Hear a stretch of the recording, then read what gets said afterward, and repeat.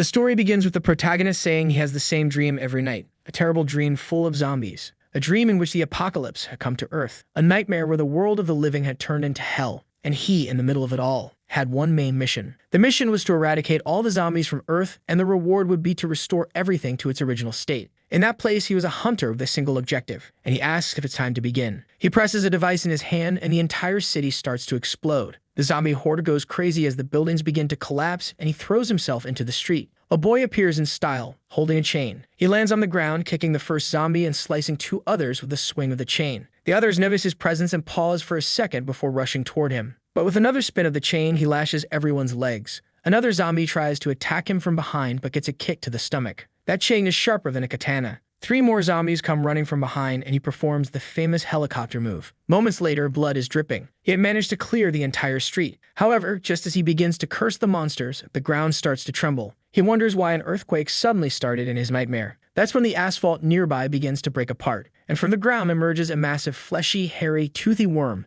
What is this? The creature roars at the boy, who looks like he can't believe what he's seeing. In the next moment, it seems like he's been eaten. The mission fails with him dying once again. Suddenly, he wakes up in bed, saying this is way too unfair. Some time passes, and he tells the woman in front of him that he wrote down everything that happened in the nightmare last night. She says he's already written it down 99 times and feels like just yesterday he came here for the first time, completely drained. This is his psychiatrist named Choi Ne. The protagonist, thoughtful, says that 2 years ago, this nightmare started out of nowhere. Constant deaths of vulnerable people, including himself, kept repeating. Every day he would wake up in the middle of the night terrified. And of course, over time, it started to ruin his life. Having this kind of dream every night was killing him psychologically and physically. And that was the reason he started seeing a psychiatrist. Courtney asks him to sit down and inquires if he's there because of nightmares. A skeletal-looking young man says yes, and she asks him to explain more about what they're like. He responds that they're about zombies. That was the day his treatment began. Counseling sessions, hypnosis, and even medications. But even so, the nightmares wouldn't stop, and he kept waking up screaming. One day, she asked if the nightmares were always the same. She handed him a notebook and said that if the dreams were always the same, he could try making a different decision. She wanted him to write everything down, and she would think about what he could do.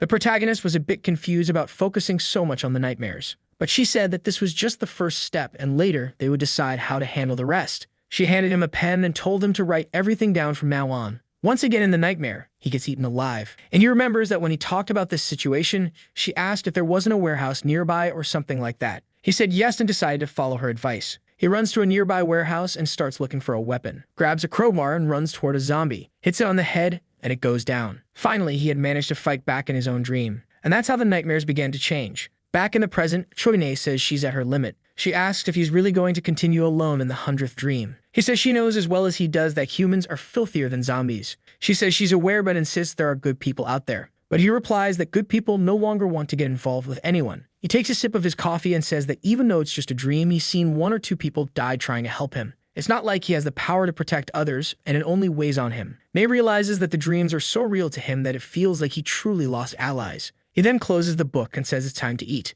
They're supposed to go grab some soup, and she's paying. She even winks at him, telling him to hurry up. Later, they go to a convenience store. They're already there drinking soup, and she's commenting on how delicious it is. Our guy is smiling. Then he hears someone yelling, asking what's going on. He looks to the side and sees a man in a green shirt arguing with the cashier. The man is shouting, asking why the cashier is standing still instead of letting him pay. The guy keeps yelling, demanding the cashier accept the payment. But the protagonist's expression changes, and he seems scared. He didn't want to believe what he was seeing. When he turns, Naya asks what's wrong, and he says it's nothing. But the loudmouth in the green shirt keeps shouting, saying he'll miss his bus at this rate. Then the other person lunges and bites his neck, throws the man to the ground and starts devouring him. Amid the man's destruction, little by little we see the protagonist. He knew this was the nightmare that had been tormenting him all along. Dreams are dreams, and reality is something entirely different. But now to him, they seemed like the same thing. And worse, this wasn't just any dream. It was a terrifying nightmare. As he's panicking about the nightmare, the man is being devoured. The body writhes as he cries for help. The protagonist doesn't react, and the attacker slowly rises from the corpse.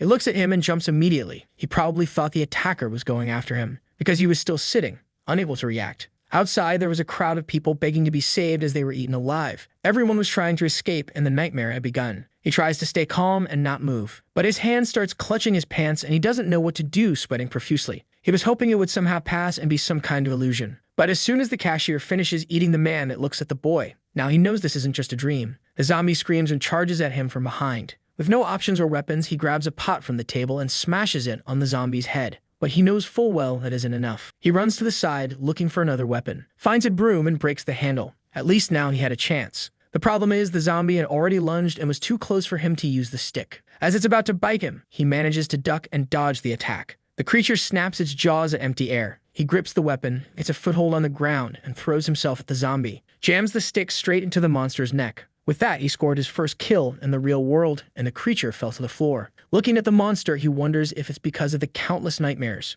The moment he accepted this as reality, his mind calmed down. That's when Choi-nae calls his name, Jerem, and asks if he really killed someone. But he just sighs, and asks if she's not seeing what's happening outside. That horde of creatures was moving corpses. Or in other words, they were all zombies. Nae seems unable to believe what he's saying, but he has already accepted the entire reality and states that what he wrote down has become real. At that moment, an explosion happens. Jerem recalls the timing of the explosion and its connection to his dream. It always happened at the gas station. Nae turns around and now there's no doubt. Everything that happened in the dream had become reality, which means this artisan village will soon be completely destroyed. By nightfall, this place will already be overrun by monsters. The problem is, it's not just this village. In the early dreams, he didn't even make it out of Korea, which was completely destroyed. By the 20th dream, he reached China, which was also destroyed, and the United States and every other city. In all 99 nightmares, humanity was defeated. That's because the zombies grew stronger every day, while human civilization, unable to adapt, was slowly wiped out. Seeing the gas station explode in front of him, he already knows what the future holds. He desperately needs to survive. That's when he hears a sound beside him. Slowly, he turns his head, and what he sees leaves him shocked.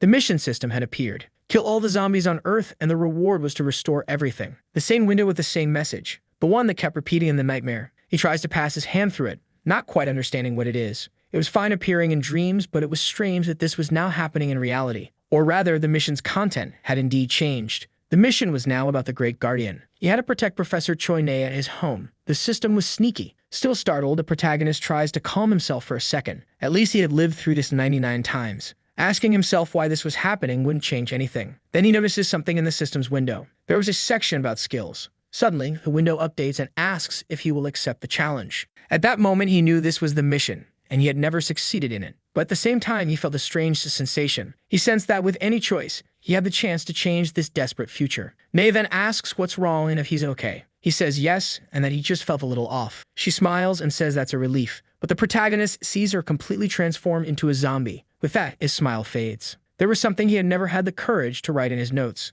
The professor gets bitten and falls to the ground. She then rises and transforms into a zombie. But she didn't need to know that now, and he was determined to change the future. Until something explodes behind him. When he looks back, there's a dozen zombies approaching. He gets startled, turns to Nae, and tells her to run. With that, the two of them are already outside the convenience store. But the street is full of zombies who notice their presence. They both run through the creatures while she carries the notes. They run to the warehouse from his dream, and he manages to open it. As soon as they enter, he closes the door and bars it with a metal rod. Finally, he calms down for a moment. He goes toward one of the cabinets while outside the zombies are pounding away. He stops in front of a locker, and Choi-nae wonders what Jerem is doing. What he grabs is the legendary chain. He tells her to prepare because he's going to kill everything on the way to his house. Before she can understand what he means, he pulls the latch and opens the door. Just as expected, the outside is filled with zombies. They immediately react to his presence. But Jerem grabs the chain and gets ready. He had to complete this mission to receive the transmission skill. His expression changes completely. The first zombies rush toward him and begin to surround him from all sides.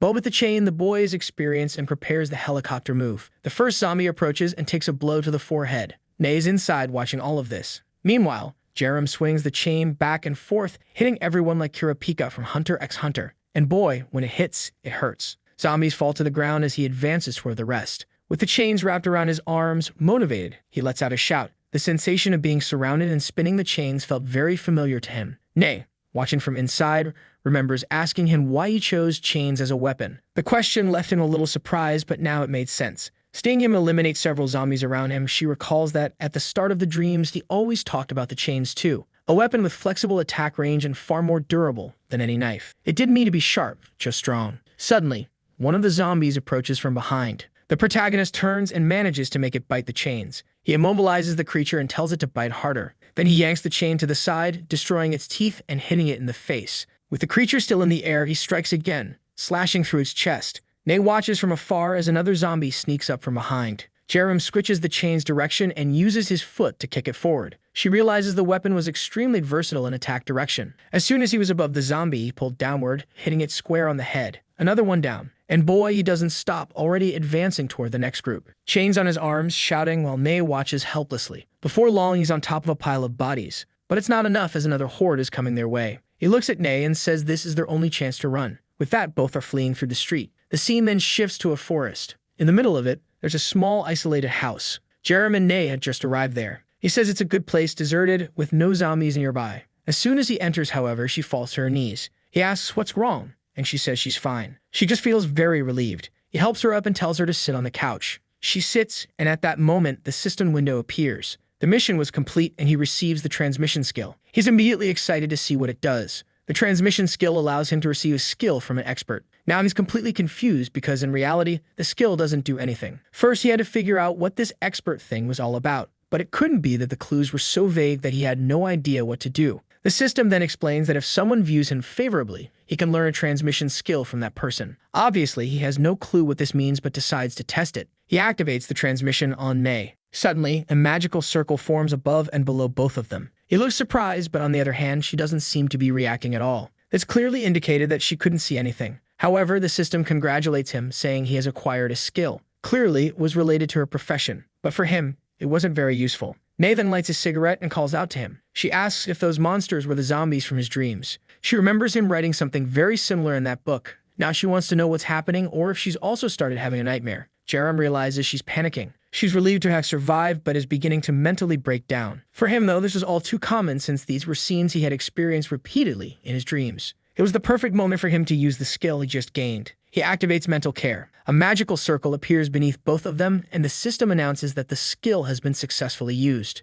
The person's spirit had been strengthened. Suddenly, Nei, who had her hand on her face, kicks the cigarette and puts it out in the cup. She smiles at Jerem and says that at least they're both alive, so it's not all bad. They need to cheer up because she's sure the world will get better. Jerem is impressed. The transmission skill really worked. That's when he remembers the artisans and craftsmen from the village where he lived. There were countless professionals there with a lifetime of experience. What if he could bring all of that to himself? The next goal was to learn skills from those people. The scene shifts to the gas station that had exploded. We see a buff man, now a zombie, a martial arts master known as Park Dalbon. The next chapter begins with him talking about how, a few months ago, he had 10 nightmares in a row. He was exhausted when someone called out to him. Turning around, he asked what the elders wanted. An old man in a suit named Youngchun asks if the nightmares happened again, judging by his face. Dalbong says it's his fault for not having enough energy. The elder remarks that the boy is lucky he had some ginseng at home, so he should go eat it. Jerem, tired, says it's okay since ginseng like that is very expensive. But Dalbong insists, saying he should just eat it because health is what matters most.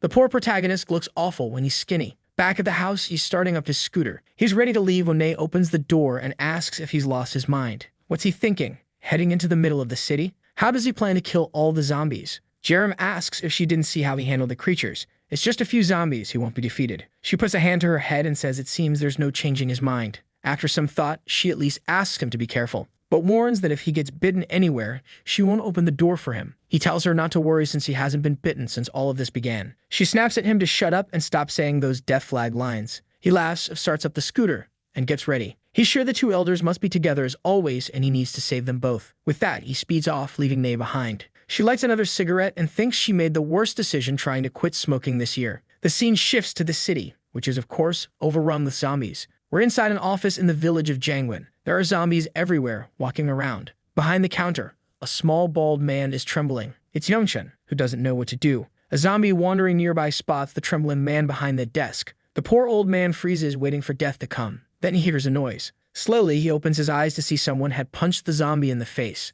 It's Park Dalbong, who asks if he's okay. The old man looks a little embarrassed, but seems happy to see him. But just then, more zombies appear at the door. Dalbong faces them and tells the old man to wait a little longer. They'll clean up everything quickly. The zombies rush toward him. But this is a true martial artist. He just takes his stance and delivers a one-punch blow. Meanwhile, Jerem speeds along on his scooter. He knows Dalbong is a martial arts master, so regular zombies are no problem for him. The issue is that the elders always died in his dreams. He has to reach them because of two critical variables. All he hopes is that he doesn't arrive too late. The zombies keep advancing and Dalbong is handing out punches to all of them. One punch from the guy sends a zombie flying. He smashes one in the head and another in the face. Youngchun, trembling behind the desk, is impressed. Dalbong jokes that he wishes he could have learned some of the martial arts from the Joseon dynasty, but the musclehead laughs. He says it's a shame, but regular people can't learn the celestial demon's art. He crushes the zombie remains and says only the strong like him can master those martial arts. Youngchun responds that he understands, but it's a pity since he always wished he'd been born with a strong body. Then they hear a noise nearby.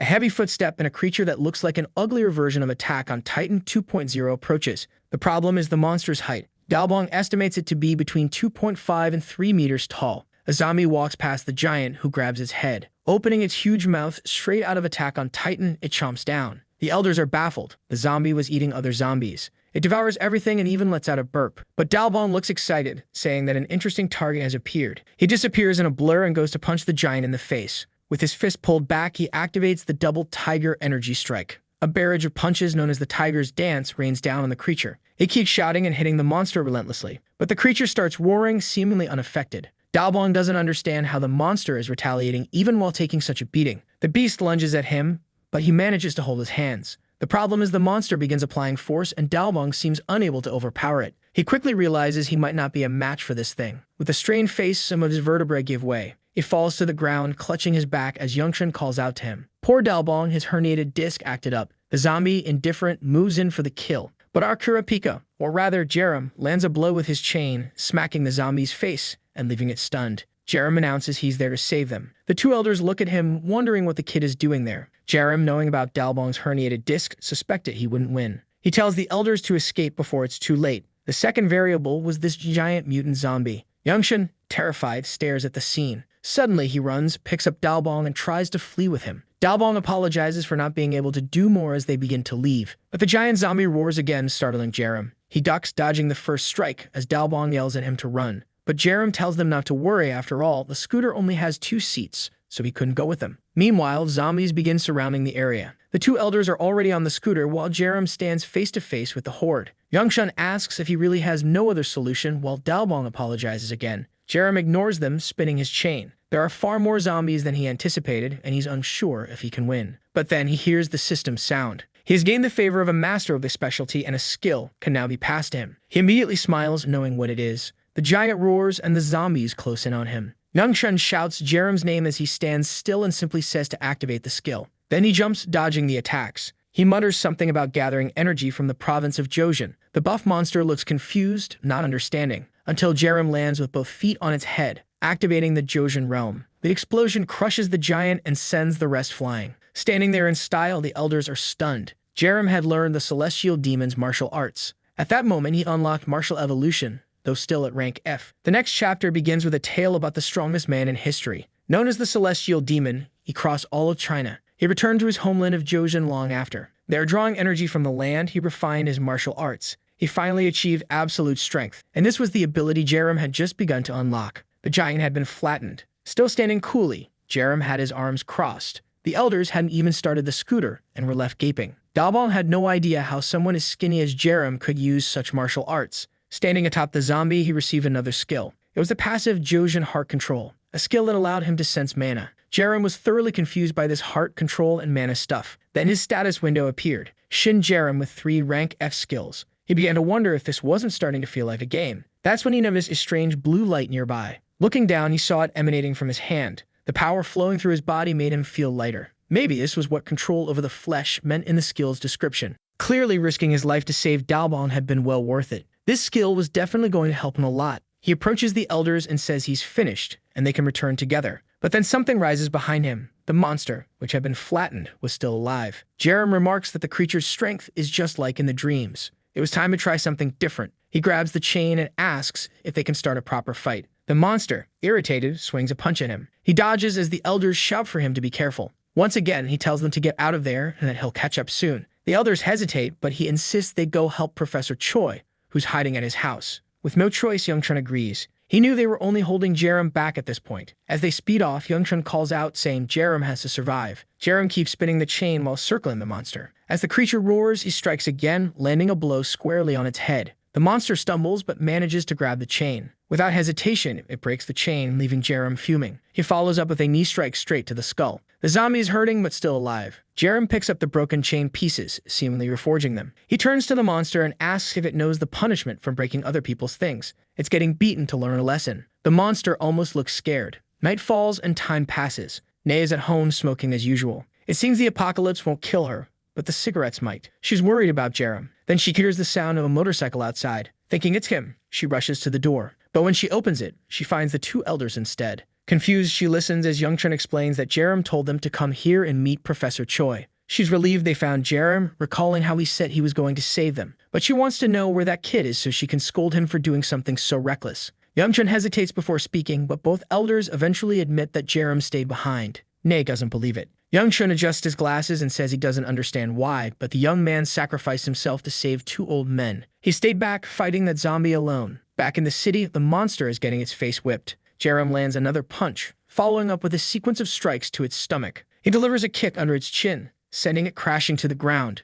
He calls it nothing but a punching bag. But now that his chain is broken, he'll have to learn how to use this thing called mana. As thanks for forcing him to learn, he'll send the monster to hell painlessly. The creature, despite the beating, charges at him again with jaws wide open. Jerem stands still, channeling mana into his arm. He remembers the instructions. Let it gather and release it all in a single blow. His punch creates a crater in the zombie. The impact shakes the ground, and finally, the creature is split in two. Jerem's hand aches from the force. That's when the crystal on the monster's back detaches. Noticing it, he approaches, unsure of what it is. The system explains that it's a red magic stone, a growth accelerator. Using it would level him up. Naturally, Jerem is thrilled with the news. The next chapter opens with an official announcement from the Ministry of Defense. The message describes a large-scale incident spreading across the country. It urges people to stay home and safe. It reiterates that this is a declaration of a national disaster. Meanwhile, Dalbong notices something. Jerem is at the door, knocking and asking to be let in. Everyone smiles upon hearing his voice and opens the door. Jerem grins, relieved that both elders made it back safely. But Nay is furious, calling him an idiot for worrying so much about others. She asks how he's feeling and whether he was bitten. Dalbong looks around nervously while Jerem assures her he didn't get bitten. Youngchun proudly declares that Jerem's efforts to save two old men were remarkable. He commends Jerem for doing such a great job and thanks him. Jerem, a little embarrassed, says it was no big deal. Then the system chimes in, announcing that another expert had shown him favor. He could now learn wooden architecture rank F from Youngchun. Without hesitation, Jerem activates the transmission. The circle forms and the skill transfer works perfectly. With this new skill, Jerem could now use mana to construct wooden structures. Dalbong speaks up, saying he has a question. How did Jerem learn the celestial demon's martial arts when he had never taught him? Jerem looks a bit embarrassed, but he's not one for secrets and immediately admits that it's his skill. The elders are stunned into silence, while Nay wonders aloud if he's talking about some kind of game skill. Jerem opens his palm and activates wooden architecture. The elders hear a rumbling from the ground and wonder it's an earthquake. Suddenly, a log bursts out of the ground, followed by another, forming a pillar. The elders are startled as more wooden beams rise, creating a sequence. Jerem seems to be building a wall from scratch. Though the wall is small, just encircling the house, it's incredibly sturdy. Everyone stares in awe, trying to comprehend what just happened. Youngchun rushes to the wood, touching it. As an arborist, he's perplexed. He's never seen wood like this. It's almost as firm as metal. Jerem asks what they think and explains that it's his skill, wooden architecture, which he learned from Youngchun. Youngchun is confused, insisting he never taught Jerem anything. Jerem explains that it's due to the skill transfer system he received. Dalbong starts to piece things together, realizing how Jerem learned the celestial demon's martial arts. He falls silent, staring at the boy. Memories of his past surface when he tried to teach the art to many disciples. No one ever progressed beyond the introductory stage. This technique could only be learned by a natural genius. He recalls the first time he met someone with innate talent, a 5-year-old girl named Park Izio. 18 years of training turned her into the next successor. But even she, now fully grown, couldn't display the destructive power Jerem just showed. Dalbong acknowledges that Jerem might truly be a genius. If anyone could save the world, it was him. At that moment, the system alerts Jerem that he has no mana left due to excessive skill usage. Sweating profusely, he struggles to stay conscious. He stumbles, swaying on his feet. Nay asks if he's okay, but he collapses face first onto the ground. The elders shout his name and rush to help him. Glancing at his status window, Jerem sees his MP bar is empty. The system informs him that he'll enter forced rest to recover mana. Jerem hadn't expected such a consequence. Sometime later, he opens his eyes and sits up. Looking around, he realizes he's in his room. The system announces his mana has been restored. It explains that sleeping recovers even more mana. Jerem reflects that using skills isn't always the best or most convenient option. If he runs out of mana mid-fight, he could pass out and get eaten while unconscious. Just then, Nay enters the room, smiling when she sees he's awake. She says she was worried about him, and he apologizes for overusing his skills. She chuckles, saying she figured, considering he made a forest sprout out of nowhere. But if he's feeling better, she invites him outside because dinner is ready. Under the moonlight, they're hosting a barbecue.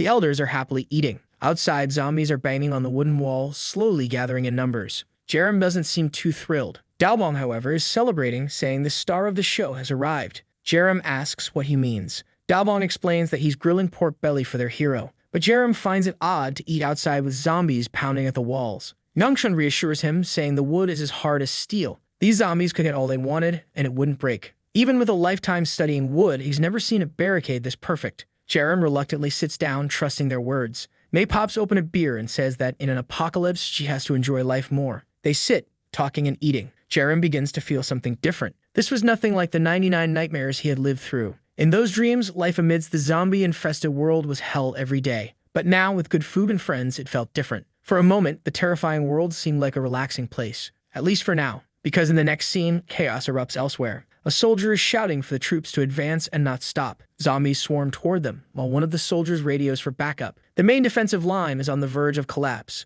Another massive horde of zombies, numbering over 1,000, is approaching rapidly. And the target of this attack, the artisan's village. The enormous zombie in the distance had a horrifyingly long tongue, but at least there was a massive crystal embedded in its forehead. It looked like it could grant a ton of levels. The next morning at 7 a.m., Jaren wakes up. The system rewards him for saving 3 people on the first night. He receives the rank F analysis skill, allowing him to use mana to view information about a target. Surprised, he realizes he didn't even know secret missions existed. Then he hears someone counting from 1 to 3 nearby. Looking outside, he sees the 2 elders practicing. A skill is always a good thing, so he decides to test it. Activating analysis, he examines Yangshun. The system reveals he's a 78-year-old human with no rank, a skilled carpenter, but some information is hidden. Dalbong is 73, also a rankless human, but it shows he has mastered the celestial demon's martial arts. Choi Ning is a 34-year-old rankless human and a psychiatrist. Jerem is puzzled by this rankless human designation. To him, skills like wooden architecture and analysis don't seem as exciting as the celestial demon's martial arts. He then glances at the TV and the couch, both labeled as unclassified items. It dawns on him that analysis can be used on anything. He examines the red crystal, wondering if it could locate more significant things. As he stares at it, Nay approaches and asks if it's some sort of treasure. He explains that he obtained it during his fight in the city, and that it's a kind of catalyst. She, confused, asks what it does. He compares it to an experience potion from a game. She then questions why he's staring at it instead of consuming it. Jerem explains he's trying to figure out the best way to use it for maximum advantage. Deciding on a plan, he tells her he's going out for a bit. Nay immediately objects, reminding him he collapsed not long ago. But Jerem, helmet on, mounts his motorcycle and says there's something he needs to confirm. With that, he speeds off, leaving her frustrated. Back in the ruined village, zombies react to Jerem's approach. They charge at him, but he's running out of patience. He swings his chain, smacking zombies left and right without even stepping off his bike. Still, Jerem knows the true crisis of the village hasn't begun yet. He recalls his past life when that giant monster stood atop a pile of corpses, with more grotesque creatures leading the charge. There was utter despair, and he remembers looking down as another nightmare ended in death. But now, taking off his helmet, he declares it's going to be different. An explosion echoes, and Jaren realizes the monsters have already arrived. Wrapping the chain around his arm, he heads into the forest, knowing it's the first obstacle. But it's not going to be easy. A zombie lunges at him, and Jerem delivers a punch enhanced by the chain. Meanwhile, on the road, soldiers have set up a barricade, waiting for the monsters to approach. One soldier jokes that capturing the black monster alive would get him a promotion. He orders everyone to remember the priority: capture the black monster alive. Suddenly,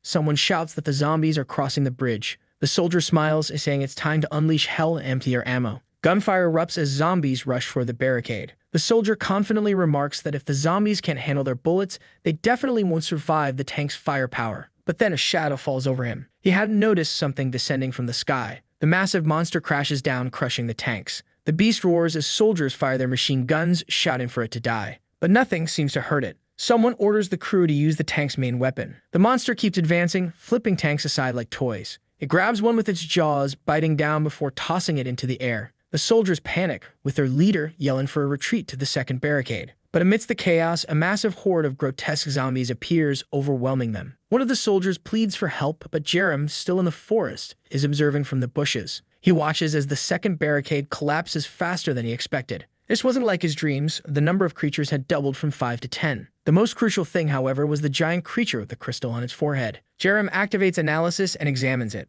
Whatever he sees makes him mutter that he's tired of taking it easy. The scene shifts to Jerem speeding his motorcycle back toward the town. He estimates there are around 500 creatures in the area. The celestial demon's martial arts are powerful but consume a lot of mana. He realizes he has no choice but to use them. Every summer, the artisans' village holds a fireworks festival for tourists. This year, the festival was supposed to happen tonight. Jerem knows there must still be some fireworks left. He heads to a boat, climbs aboard, and starts searching. Eventually, he finds the fireworks he's looking for. He also finds a walkie-talkie, which with some adjustments he can use. He just didn't expect to need all of this so soon. Night falls and the city is crawling with zombies as usual. Nearby, Jerem sprays himself with a strong scent on his face, his shirt, and anywhere else he can. Satisfied with the smell, he prepares to use the red magic stone. He places the chain on the ground and activates analysis. The system confirms that the chain is unclassified. Knowing that a good weapon is critical for dealing with a horde, he contemplates how to use the stone. Rating the crystal closer to the chain, he wonders if that's all it takes. The system pops up a window asking if he wants to strengthen the item. He selects yes, and suddenly, the chains glow with a red aura.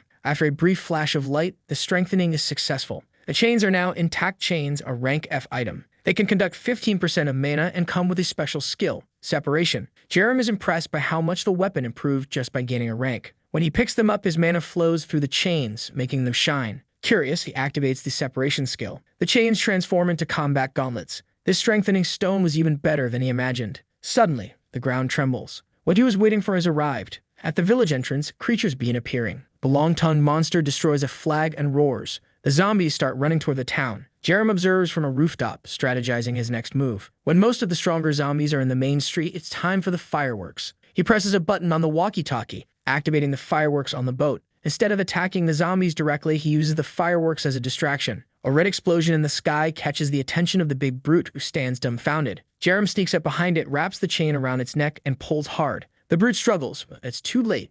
Off with its head. With style, Jerem is framed by decorative explosions in the sky. As the body falls, the long-tongued creatures hear the commotion and attack Jerem. Remaining calm, he activates wooden architecture. A wall rises, Fortnite-style, blocking their path. The long-tongued zombies are confused, but not for long. Jerem strikes with the chain, smashing their heads. Blood splatters on the asphalt and 3 crystals fall. He quickly grabs the crystals and adds them to his weapon. The chain upgrades again, 1 level, 2 levels, 3 levels. More zombies approach, but Jerem grins and taunts them to come at him. Swinging the chain like a helicopter, he mows them down. Meanwhile, the enormous monster watches the fireworks from outside the city. It stumbles around, smashing into a bar like an idiot before freezing in place. Suddenly, the creature sniffs something in the air. In a single bound, it leaps into the main street. It notices the carnage, zombies lying dead and Jerem at the center, taking them all down. The monster roars and Jerem, unfazed, remarks that it arrived at the perfect time. He pulls out another crystal and strengthens the chain 5 more times. The system warns that he has reached the limit of strengthening and asks if he wants to proceed.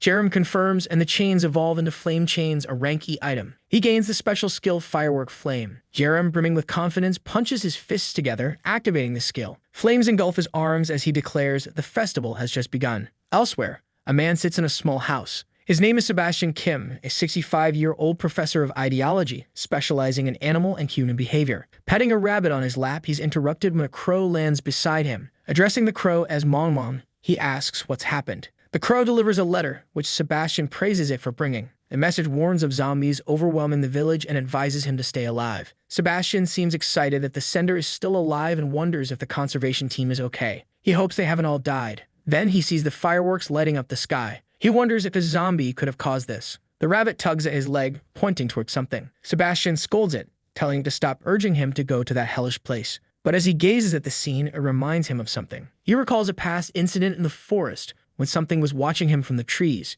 It was that same strange flying rabbit, or was it a squirrel, that leaped onto his shoulder to warn him of danger. That's when he started running. On the first day of the incident, Sebastian had seen zombies attacking. If it weren't for his little friend's warning, he would have died. Now, if the creature is warning him again not to stay there, then once more, he will trust his instincts. Apparently, he's heading to the city. Back in the city, Jerem is face to face with the giant monster. The creature glares at him, stretching its long neck in his direction. But Jerem is cold and calculating. He sidesteps and lands a solid punch on its head. The firework flame ability works, and the beast crashes face first into the ground, catching fire instantly. It retreats for a moment, then turns back to Jerem. It opens its mouth and begins drawing in the air around it. But Jerem already knows the pattern of the venomous web attack. The monster does exactly as he predicted. He wonders if it's due to the analysis ability. Somehow, he instinctively knows how to counter this. The system alerts him that his mana injection has reached its limit. He activates the firework flame release. Jerem grins and throws a fiery punch. Fire beats web, and as Jerem says,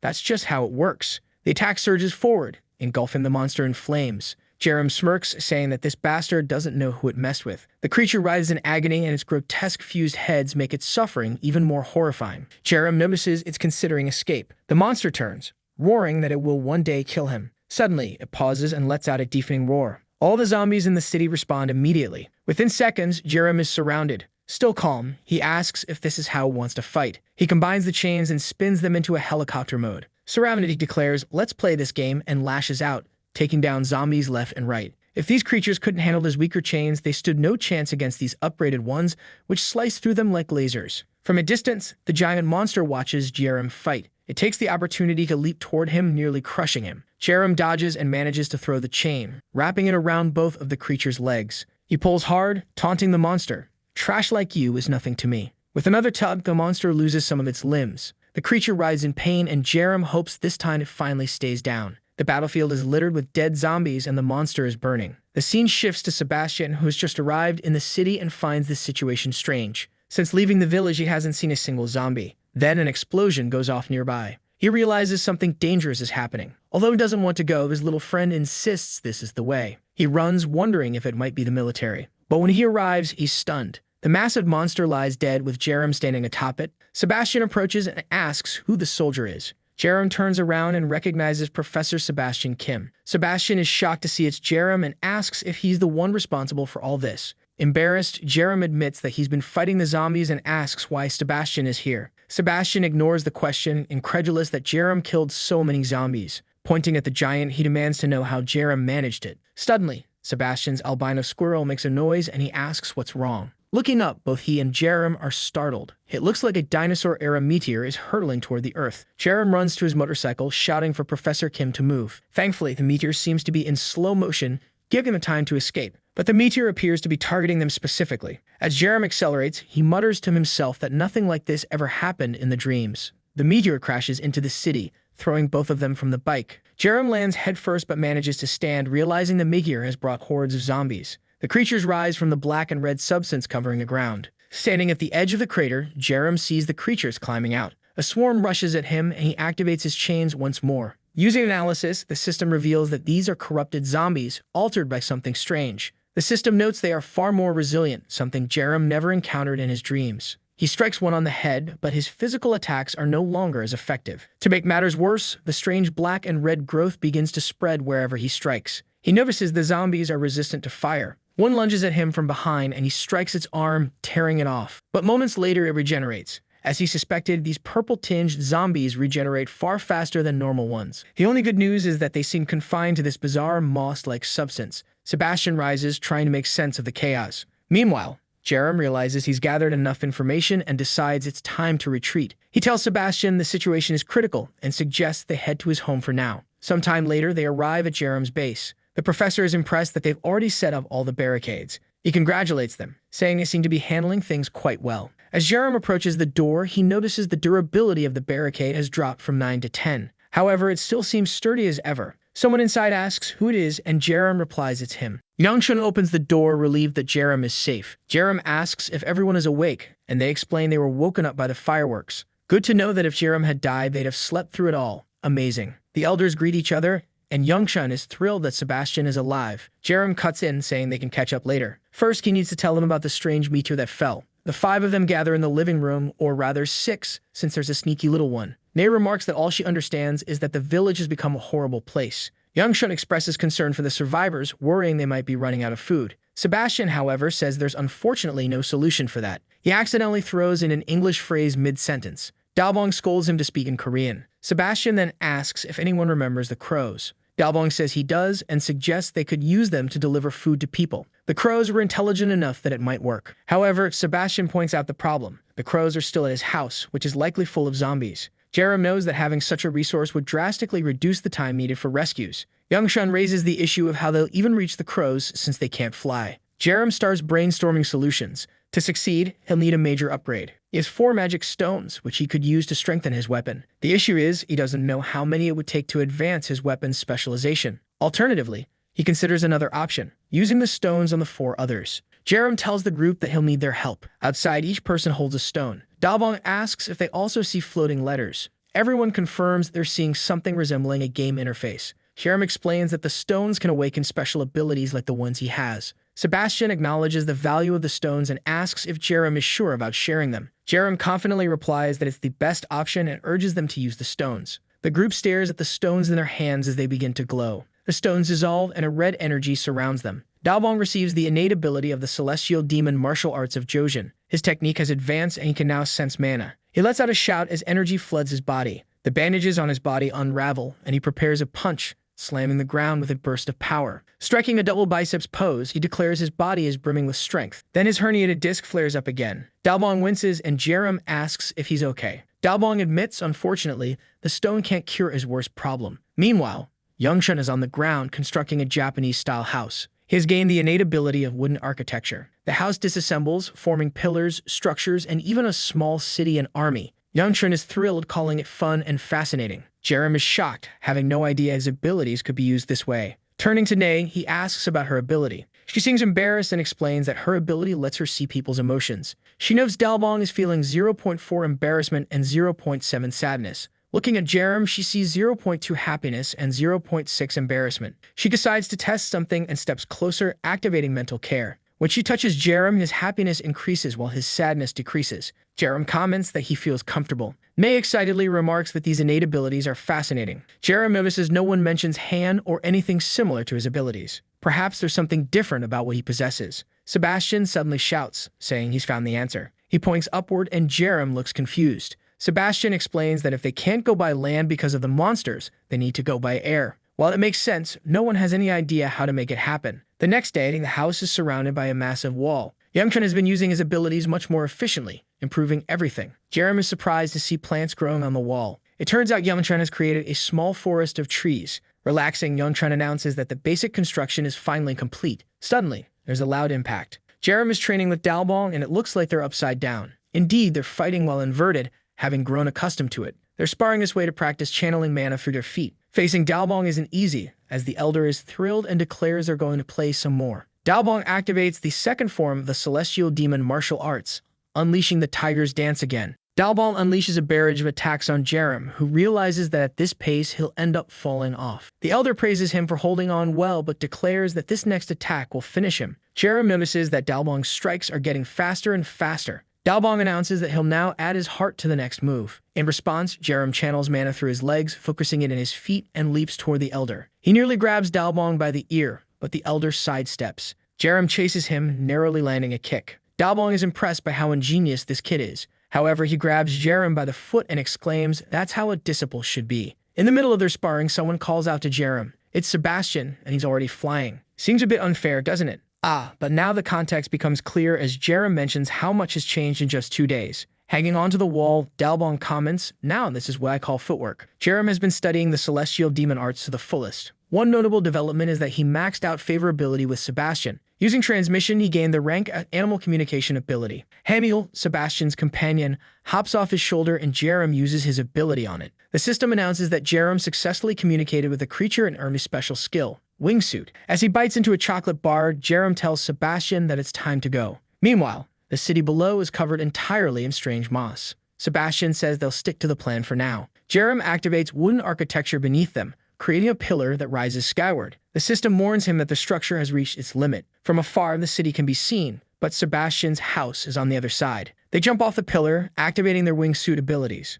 With arms spread wide, they glide over the city. Jerem is relieved to see that the strange moss hasn't invaded the houses. But Sebastian points out something strange. The zombies seem to be carrying bodies. Jerem finds this odd, noticing that the creatures are tossing the bodies into a pile. One creature is clearly absorbing the bodies. As it finishes consuming them, the purple moss monster begins transferring its energy to another creature. Jerem watches in disbelief as a headless, armored, bloated monster emerges. He knows that eroded monsters affected by this substance are far tougher to deal with. His biggest fear is that the stalker from earlier may have undergone the same process. For now, they focus on their main objective. They arrive at Sebastian's house, where he celebrates seeing his crows alive. The crows rush, or rather fly, to him. Suddenly, Sebastian's demeanor changes as massive wings sprout from his back. Jerem is confused but finds it obvious. This is Sebastian's new power. The professor, feeling like a cherubic angel, starts flying and tells Jerem to follow him. Jerem complains that it's unfair Sebastian gets to fly alone. He channels mana to his feet, leaps, and begins gliding.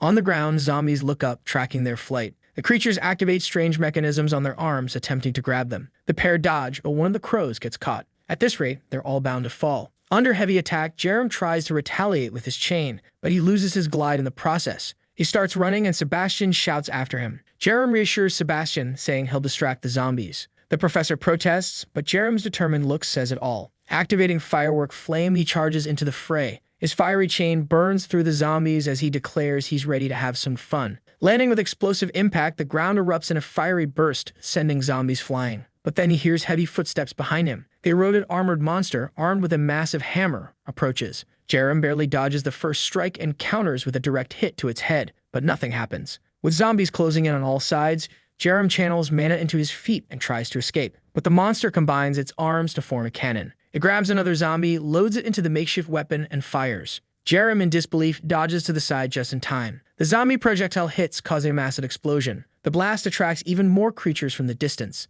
Desperate, Jerem knows he must escape as quickly as possible. Exhausted and low on mana, he eventually finds a building to hide in. The creatures are still nearby, and he knows he barely made it out alive. From his vantage point in the city, he notices something strange. One house appears to be untouched by the moss. He doesn't know if there's something special about the house, but he's determined to find out. The next scene shows Jerem standing in front of the gate, listening to a strange buzzing sound. He wonders if this might be the reason the monsters aren't approaching. Suddenly, a man appears on top of the gate, trembling all over. Jerem notices the man is anxious and activates mental care, asking if they can talk for a bit. He offers the man a protein bar, asking if he's hungry. The man opens the gate, and the next scene has them sitting in his living room. The man introduces himself as Ryu Dongtak, a professor of acoustics. Jerem introduces himself in return and asks about the zzz sound he keeps hearing. Ryu explains that it's strange because humans shouldn't be able to hear that frequency. He reveals he created a device that emits a low-frequency sound. That's why his house has remained safe. He offers to share the sound file with Jerem if he wants it. Jerem is thrilled, knowing this would be incredibly useful.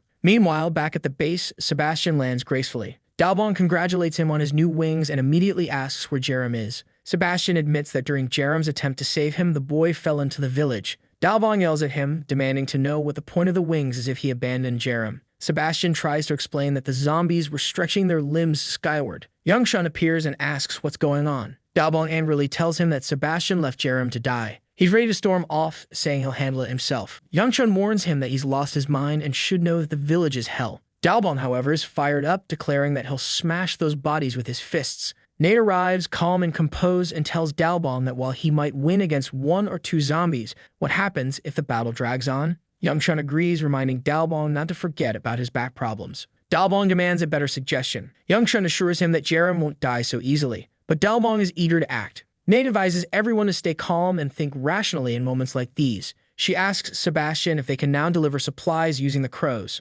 Sebastian confirms that the animals aren't attacked by zombies, so it might work. The group agrees to start by sending supplies and scouting the area. As Dalbon pointed out, they need a strong fighter for the mission. The task of going there must be entrusted to someone reliable. Sebastian insists there's no one suitable around, asking where they'll find such a person. Dalbon then suggests his granddaughter, Park Izio. At that moment, Izio kicks open the door, exuding a dangerous aura. Dalbon says she'll survive for sure and has likely already awakened her abilities. He guarantees she's reliable and skilled. May asks where they can find her. Dalbon replies that she's likely at the martial arts dojo in the city of Ananzan. Sebastian is impressed, asking if that's the same dojo often featured on TV. The scene shifts briefly to the dojo. Several bald men stand in front of a stern-looking woman with crossed arms. Sebastian calls for Mongmong, instructing the animals to find the girl in the photo. So what we saw earlier was just the photo. The animals fly off, even carrying some chocolate for her. Back at Ryu Dongtak's house, he asks Jerem if he's sure the supplies will arrive. Jerem points out that they're on the way. Moments later, the crows deliver protein bars and maps. Ryu is amazed that it actually worked, remarking that Jerem must have good companions back at the base. Apologizing for being a coward, Ryu asks if Jerem will accept him as an ally. Jerem, notoriously hard to convince or not, immediately welcomes him. With that, their favorability increases and the transmission skill is activated. Jerem uses his ability and both are surrounded by the familiar circle. The skill is successfully acquired. Jerem wonders if this might finally make escaping this place much easier. He received the rank F acoustic ability that allows him to use mana to insert sound into anything. With that, he grabs the chain and applies the magic. He prepares an attack and strikes the ground. I think it created more impact there, it seems, though I didn't quite understand. However, Jerem is excited, saying the ability is incredible. Dongtak asks if the sound he heard was the vibration of the chains, The boy confirms it, and Dongtak says it's an extremely strong technique. I'm still curious about what this will do, but our boy is confident that it will help them escape. Then they notice a kitten meowing in front of them. The little cat was thin and hiding under a car. Dongtak tells the boy to wait while he gets something for the cat to eat. He goes inside and quickly comes out with 2 small bowls ready to act. He places them in front of the kitten, who starts eating, and the little cat responds with some affectionate gestures. The kitten is all happy. Then he activates the animal communication ability. Because he sympathized with a stray cat named Terry, he would receive a special ability. With this, the ability he had that allowed his clothes to help him fly gets a modification with agile movement. He activates it immediately to see what it is, and suddenly his feet transform, looking like giant paws. He prepares for a second, and the next moment, Dongtak has no idea where the boy went. The boy reappears behind him, saying he's just over there. Dongtak is amazed that he already has another ability. Jerem confirms it and says it's one of the good ones, but now it was time to go. However, the chubby guy is scared and says that if they leave now, they'll only get in the way because the city is full of zombies. For now, all he wanted was to gather some supplies.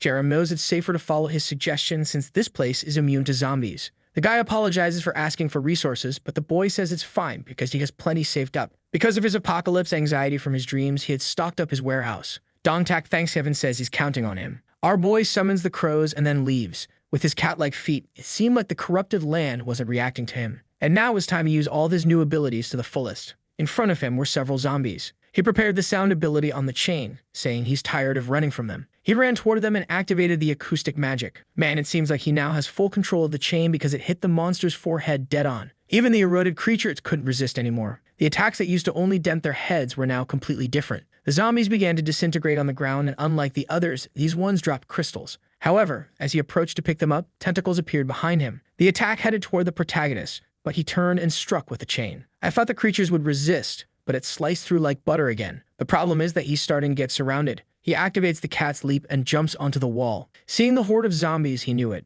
That place was a treasure chest. He returned to the fight, activating the acoustic magic and lashed out with the chain. He even shouted "Atada Kamasu" as the zombies ran toward him. A long time passed and he was still there, whipping the tentacles with the chain. When he looked back, no more zombies were approaching, and there was a pile of crystals. It seemed like the treasure hunt was over. The system then rewarded him for completing a secret mission. He was the first person to hunt 10 infected zombies and received 10 kilograms of inventory. The bag appeared in his hand, and the system informed him that this was the inventory. Suddenly, the inventory jumps into his hand and lands near a crystal, starting to pull it in. This high-grade inventory begins collecting everything from the ground, so he won't even need to gather anything manually anymore. He smiles with that foolish grin, thinking how convenient this is, until his expression changes as he senses something strange. From the heavy vibe, he knows it's him. The hulking brute with the cannon begins to approach. Our boy pulls out the inventory and says it's time to use this. From it, a golden gem emerges, which he had obtained after defeating those earlier creatures. The system says this will upgrade his weapon and asks if he wants to use it. Obviously, he decides to strengthen it immediately. With that, the flame chain evolves into the rank D blue flame chain with the additional ability of the blue fire dragon. The monster prepares the cannon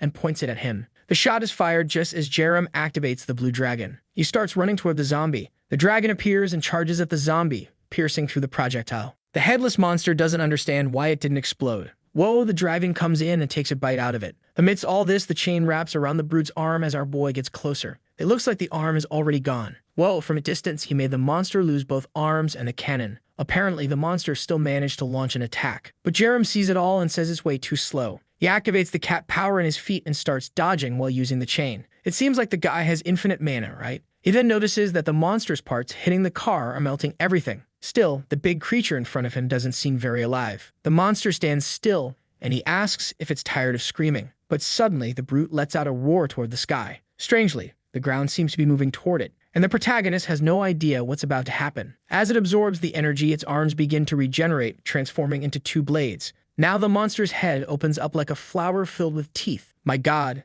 these creatures are hideous. It leaps toward the boy, who notices it has become much faster. He activates the chain to try to defend himself. But it was close. He almost got hit in the head. The impact is massive, and he's thrown backward. Meanwhile, the monster is coming in for a bite to his head. Our boy leaps with the cat's power. He says it's no wonder everything was coming so easily. Now he calls for the blue fire helicopter move. He knows the harder the challenge, the better the reward. The monster charges once more. Meanwhile, someone nearby is observing all of this. A man in a suit asks how many magic stones this boy must have collected by now. Someone from the military asks the man if he's trying to make the boy a target. The man scoffs, asking if he's scared. The soldier tries to explain that it's clear they would lose to the boy. It's better to ally with him. But the man in the suit argues that's exactly why they need to kill him. They can't let someone that strong roam free. It's also too risky to have him as an ally. After all, he could betray and kill them at any moment. Considering even the old man was giving out magic stones, imagine how many they'd get from killing this guy. That's when they hear a loud impact behind them. They take another look with binoculars, and through the smoke,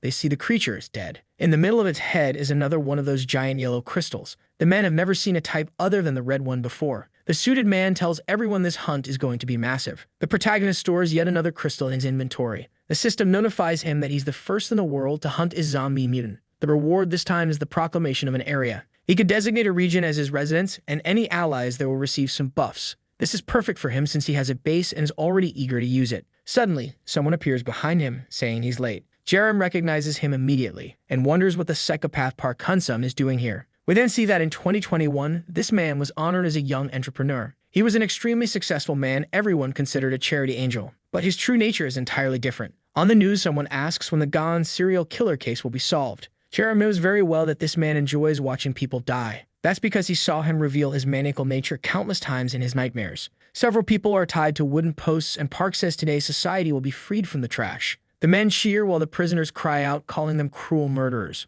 Park, however, responds that they should have followed the leader's orders if they didn't want this to happen. But one man spits at him, telling him to go to hell. Park wipes his face, asking what hell even is. Then he cuts the man and says that if such a thing exists, at least they'll live there first. He then orders everyone to kill anyone opposing the new era of governance. One of the poor prisoners is none other than a younger Jerem. Back in the present, Jerem hadn't imagined meeting this man here, but he considers himself lucky. Maybe it's the perfect time to gather some information. He then activates the analysis ability. As soon as he uses his analysis ability, he sees that the two other guys with Park are normal humans, except for one thing, they all have the human stone eater attribute. Jerem immediately understands that they're obtaining magic stones by killing people. Park raises his hand and tells Jerem not to be afraid, assuring him they're not there to cause trouble. In times like these, Park explains it's necessary to band together, and he asks if Jerem wants to join their group. Jerem is confused by this sudden invitation. Park elaborates that they're planning to take over a mall or some similar location to establish a base and recruit more people.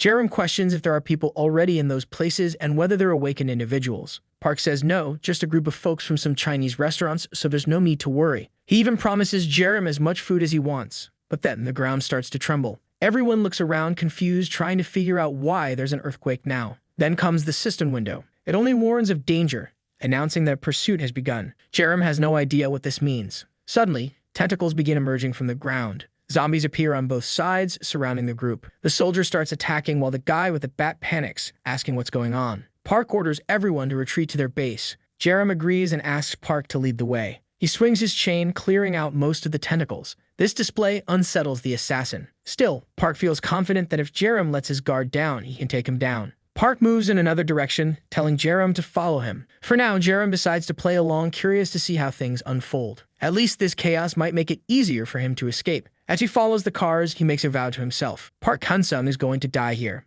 Up ahead, Park manages to kill a few zombies. The problem is, everyone notices that the horde isn't diminishing. Suddenly, someone tells the soldier to duck. It's Jerem who swings his chain, taking out the zombies ahead. Jerem scolds the soldier, telling him to wake up and use his spear properly. It seems like Jerem is the only one doing the heavy lifting. Now the others are starting to get scared. They're wondering how they'll ever defeat someone like him. Even Park realizes that one misstep could cost him everything. The way his comrades are reacting isn't a good sign. That's when Park suddenly activates his fear ability. A strange aura begins to spread from him, affecting the surrounding zombies. They freeze in place as a giant blue head appears, screaming. The zombies are disoriented and Park starts slaughtering them, always with that bizarre tongue sticking out. His allies praise him, saying it's what they expect from an awakened individual. With that, they decide to keep moving forward. The group progresses easily, clearing out the zombies. At least now Jerem has learned about Park's abilities. His powers are well suited for assassination, something valuable to know. A while later, they enter the mall. Everyone is exhausted, commenting on how close they were to dying. Park introduces himself formally, saying they don't know each other well yet. Jerem also shares his name but immediately asks about the cook from the restaurant.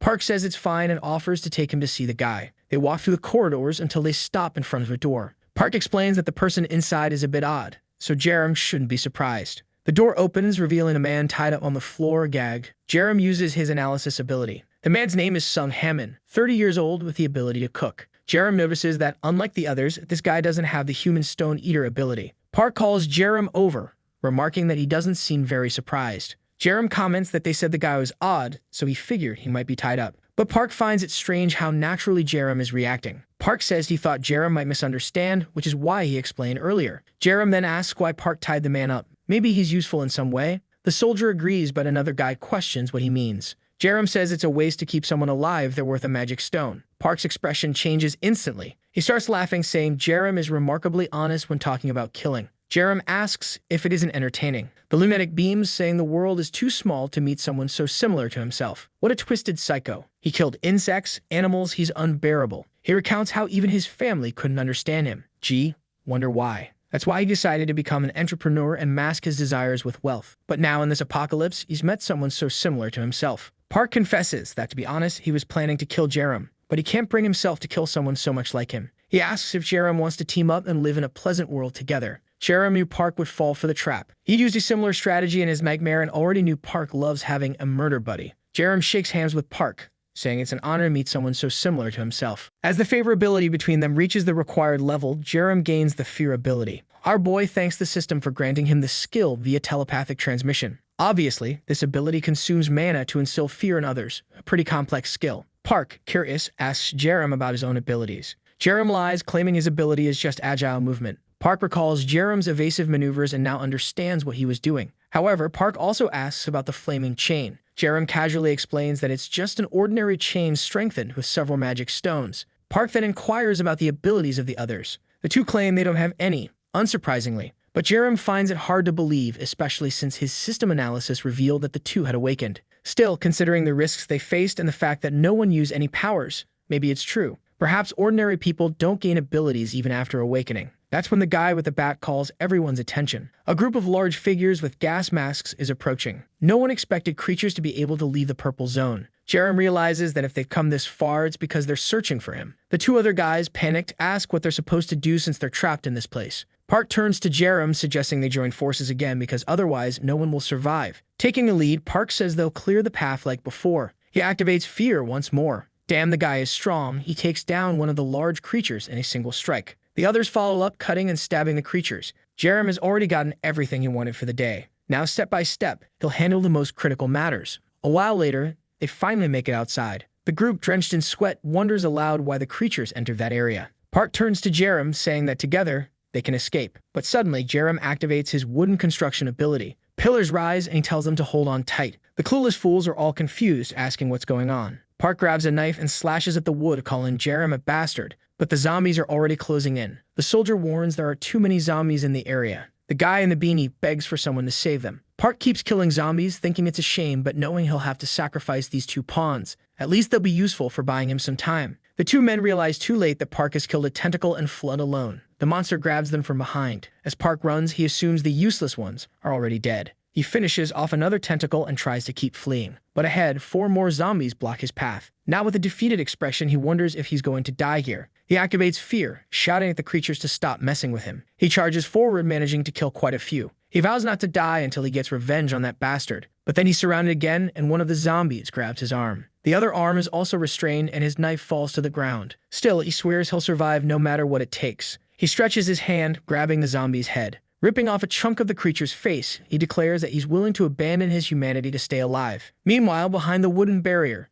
Jerem remains calm. He knows the barrier is buying him enough time. He heads to the back of the store to check on the tied-up man. Jerem unties him and tries to wake him up. But as soon as Hammond comes to, he flinches and begs to be spared. Jerem activates his mental care ability. However, he notices it's consuming a lot of mana, probably because Hammond is in extreme shock. Once again, Jerem asks if Hammond is okay. Hammond warns him to flee, saying this place is a nest of killers. There are over 10 bodies in the nearby boxes, making it dangerous to stay. Jerem calmly replies that he already knows and is here to rescue him. Confused, Hammond asks why Jerem is helping him when they don't even know each other. In a heroic tone, Jerem says he doesn't need a reason to help people. He hands Hammond a magic stone, telling him to use it. They'll need it to escape. But Hammond misinterprets the gesture. Remembering how Park once took a similar stone from a corpse, Hammond assumes Jerem might be a killer too. However, he notices that unlike the other stones, this one lacks a strange, malevolent aura. Before he can comment, Jerem explains that he got it by killing a zombie. Realizing that's why it's different, Hammond asks if it's really okay for him to have it.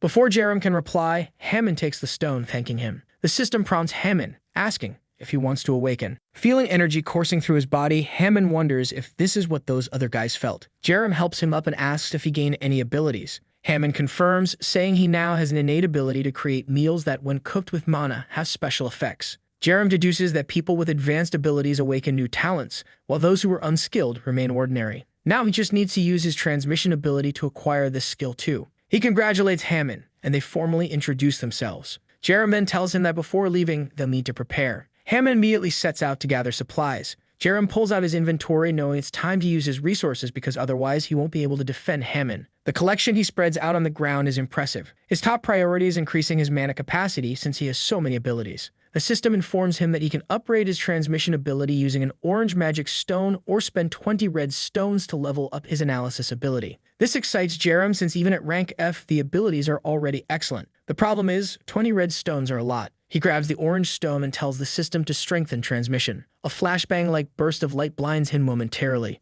With that, transmission advances to rank E. His mana capacity increases significantly, and now he can further enhance abilities acquired through transmission. Considering how many abilities he has, this upgrade is perfect. He also upgrades analysis, which now allows him to predict enemy movements. Curious to see how it works, he tests the skill. Just then, a pleasant smell hits his nose. Hammond has prepared a meal, saying it's too bulky to pack, so they should eat it now. Jerem eagerly grabs his chopsticks, saying it will be a pleasure. As he eats, he gains a 20% bonus to all stats for 3 hours. The food is incredibly potent. Obviously, he eats everything and cleans the plate. He jokes that when gamer parents have kids, they'll convince them to eat vegetables by saying, "Eat this broccoli, and you'll gain 15 agility points." He praises Hammond, saying it's now much easier to escape. But Hammond mentions that the entrance is blocked with wood. Jerem assures him, saying he knows another way out. He raises his chain and slams it into the ground. A path to the sewers opens. The two descend into the tunnel when suddenly an earthquake shakes the ground above. Hammond has no idea what's happening, but Jerem remains unimpressed.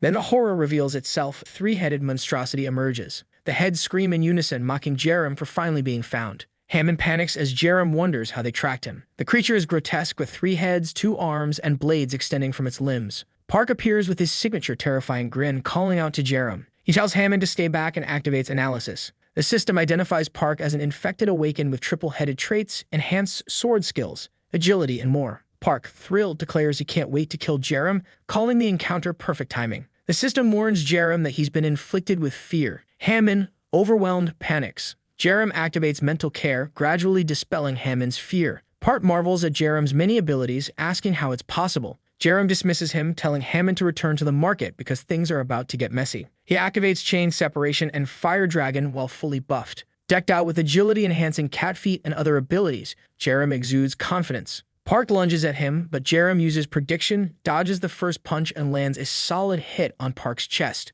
The monster reels back, coughing blood, unable to breathe properly. The imprint of Jerem's fist remains on its torso. The other 2 heads comment on how ridiculously strong the punch was, questioning how one person could outmatch them all. Park silences them, saying they can't kill Jerem quickly. They need to savor it. He activates his strengthened version of Fear. The system informs Jerem that he's learned 32% of the ability used against him. If he experiences this skill multiple times and reaches 100%, he'll master it. Jerem notices something new. He anticipates attacks from behind. Park charges again, but Jerem predicts it, landing another devastating blow to his chest. The force sends Park flying into the tunnel wall. Park struggles to understand how Jerem reacts so quickly. The 2 remaining heads plead with Park to retreat, but Park refuses, calling them useless trash. He prepares his weapons as the heads beg him not to kill them again. Ignoring their pleas, he says goodbye and cuts them off. The severed heads grotesquely mutate into something even worse. After a gruesome transformation, Park reemerges with a single massive eye on a new head. He boasts about feeling magnificent now. Activating Fear again, Jerem's skill learning reaches 83%. Jerem is thrilled, calling Park a gift that keeps on giving. Once more, Jerem fends off the fear with ease, using his chains to defend. Finally, his fear resistance hits 100%, upgrading to rank E. Now it's Jerem's turn. He activates his own version of Fear. Park hesitates, realizing it's the same ability he used. But it's too late. Jerem lands another punch to Park's stomach. This time, Jerem follows up with a relentless combo. The monstrous head bursts, and Park's body is hurled to the far end of the tunnel. As he struggles to rise, Park finally understands. Jerem is on an entirely different level. Jerem cautiously approaches the battered Park, who is half-transformed and struggling to stay upright. Before Park can react, Jerem secures a chain around his arm and tries to pull him back. However, the monster manages to escape by abandoning half of his body. Jerem is amazed to see that even the severed arm alone is worth an orange magic stone. He quickly calls out for Hammond, asking where he is. Hammond appears, shaken, saying he's been hearing terrifying noises. Jerem explains that he couldn't finish Park off, but at least he made him retreat, and it's unlikely he'll come back. The cook is astonished that Jerem survived a fight against the transformed Park. Jerem suggests they head back. Later, Jerem tells Hammond to wait below as he climbs out of the sewer. When Hammond emerges, he asks why the monsters couldn't enter the area. To Hammond's surprise, Jerem has led them straight to Dongtak's house.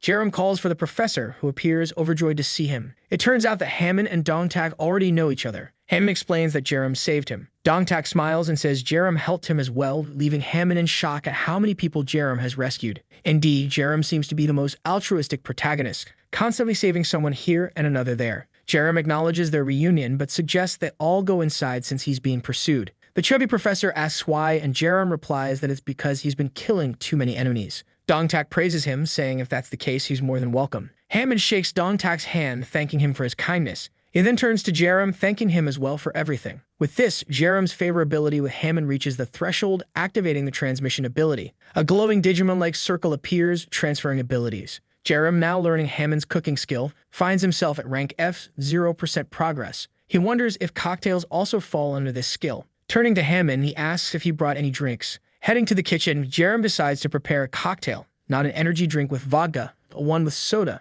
After a quick shake, the cocktail is ready. It grants it 10% stamina boost for 10 minutes. While it's not as impressive as Hammond's creations, Jerem is satisfied, knowing they'll still be useful. Meanwhile, Park is in the city, killing zombies. After each kill, he devours them, and finally his arm regenerates. Once more, he vows to kill Shin Jerem. However, he senses something approaching, a powerful energy from afar. A demon-like presence causes him to tremble, overwhelmed by its immense power. He even kneels, realizing he can't resist this being's existence. From a distance, a figure appears. Park recognizes her as the likely ruler of this area, the leader of the zombies. A plant-like tentacle emerges from her back, burrowing into the ground. It reappears on the other side, forming a giant mouth in front of the zombies. Park, mesmerized, declares that this is the queen to whom he wants to dedicate everything. The zombies gather, merging into a strange, brain-like structure with a large eye on top. This is their majesty, the 24th master of the martial arts dojo, Park Izio. It's revealed that she's the granddaughter of the legendary Dalbong. As a child, Izio couldn't stand injustice.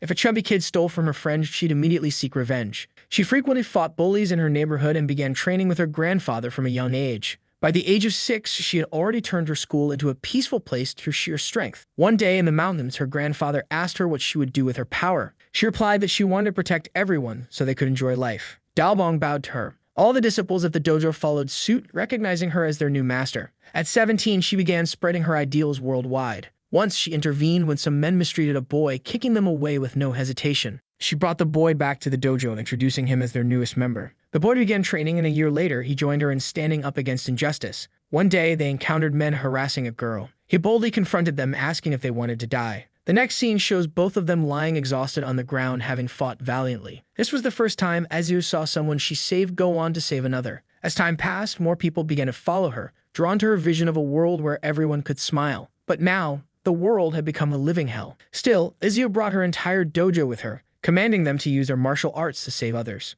As they charged forward, she warned that anyone who fled would die by her hands. The battle had begun, and Park Izio refused to give up on her beliefs. But then a massive figure approached her, ready to strike. At that moment, she was utterly exhausted, with no strength left to fight. Closing her eyes, she accepted that survival was impossible. However, one of her disciples stepped in front of her, taking the blow directly to his stomach. It was the very boy she had saved in the past. She screamed his name and lost her composure. With a powerful kick, she sent the brute flying and rushed to the disciple, demanding to know why he did it. The young man, bleeding heavily, smiled and said he had learned that martial arts were meant to save others. He was happy he could use what he learned in the right way. She begged him to stop talking, overwhelmed by the amount of blood he was losing, but he simply thanked her for saving him that day. It was then that Izio realized something profound. Her group was dying, protecting one another in the process. Those who had grown and trained with her had saved countless lives. But it was undeniable. Every day, more and more of them were disappearing. Their mission to save others came at the cost of their lives. Holding a flower, she whispered a wish for everyone to find a better place. That night, she resolved to eliminate all those who occupied the village. But just as she prepared, the sky turned green. It was the day the meteor struck. Instead of fleeing, one of her followers ran to her, calling for their master. The meteor hit squarely, engulfing the entire area in smoke. When Izio regained consciousness, she realized that everyone around her was melting. Her disciples turned to her, saying they felt strange and urging her to flee. But it was too late. Everyone exploded and the goo splattered onto her. She was absorbed into the amalgamation, falling to her knees as claws sprouted from her back and horns grew on her head. The desire to kill consumed her mind. When she regained some semblance of awareness, she found herself transformed. From the pile of corpses, she rose to the sky. A massive eye called her Your Majesty, urging her to consume and perfect herself. She stabbed it with her tail, draining it as the creature pledged its loyalty to the strong. Back in the city, Jerem noticed something strange. The zombies stopped moving. The system announced that Park Kun-sun had died. The zombies in front of Jerem disintegrated into sludge. A new mission appeared: prevent the Queen's perfect transformation. He had a 5-hour time limit and needed to inflict at least 50% damage on the infected ground. Sebastian appeared, warning Jerem that Izio had transformed into one of the monsters. Jerem remembered her as Dalbong's granddaughter. Well, at least we're all dealing with the same problem, Jerem muttered. Sebastian said he had already sent crows to notify Dalbong. Within moments, the old man arrived, demanding to know where Izio was. Sebastian pointed to the purple zone, saying she was at its center. Without hesitation, Dalbong sprinted toward her. Jerem told Sebastian to warn others to stay back. It was going to get dangerous. Dalbong stopped and called out for Izio. Jerem looked up, confused by what he saw. At the top of the city, a cocoon floated in the sky, absorbing everything around it. Inside, a faint face could be seen emerging. Jerem activated analysis. Park Izio, 23 years old, now the seat of the queen. She was receiving energy from multiple tubes, and once fully formed, she would no longer be able to return to her human form. Jerem informed Dalbong that they needed to sever those connections to save her. He leaped up with his flaming chains, landing a direct hit on the cocoon. However, it only lost 0.5% durability. Dalbong, at a loss, began concentrating his mana. He explained to Jerem that he could only use this technique once and urged him to watch carefully. Leaping toward the cocoon, Dalbong declared, if something is hard on the outside. Jerem's analysis revealed that Dalbong's trembling fist had an effect similar to acoustic magic. It's soft on the inside. That's where you strike. Dalbong finished. His punch landed with a massive shockwave, creating an explosion and causing liquid to ooze out of the cocoon. Despite his age, Dalbong managed to reduce the cocoon's durability to 88.9%. The old man impressed Jerem, who remarked on his incredible strength. Dalbong said he needed time to recover and encouraged Jerem to learn from the technique. Confidently, Jerem replied that he had already learned enough. He detached his chains and launched himself at the cocoon. Activating the acoustic magic in his fist, he landed a solid punch. A tentacle shriveled and exploded, disconnecting from the cocoon. Its durability dropped to 74%. Dalbong was amazed that Jerem had mastered the technique after seeing it just once. Jerem, combining his skills, began systematically destroying tentacle after tentacle. The cocoon's durability continued to drop, eventually reaching 47.5%. With the completion of the emergency quest, Jerem gained the ability to proclaim another area. Suddenly, the cocoon from the ceiling fell to the ground.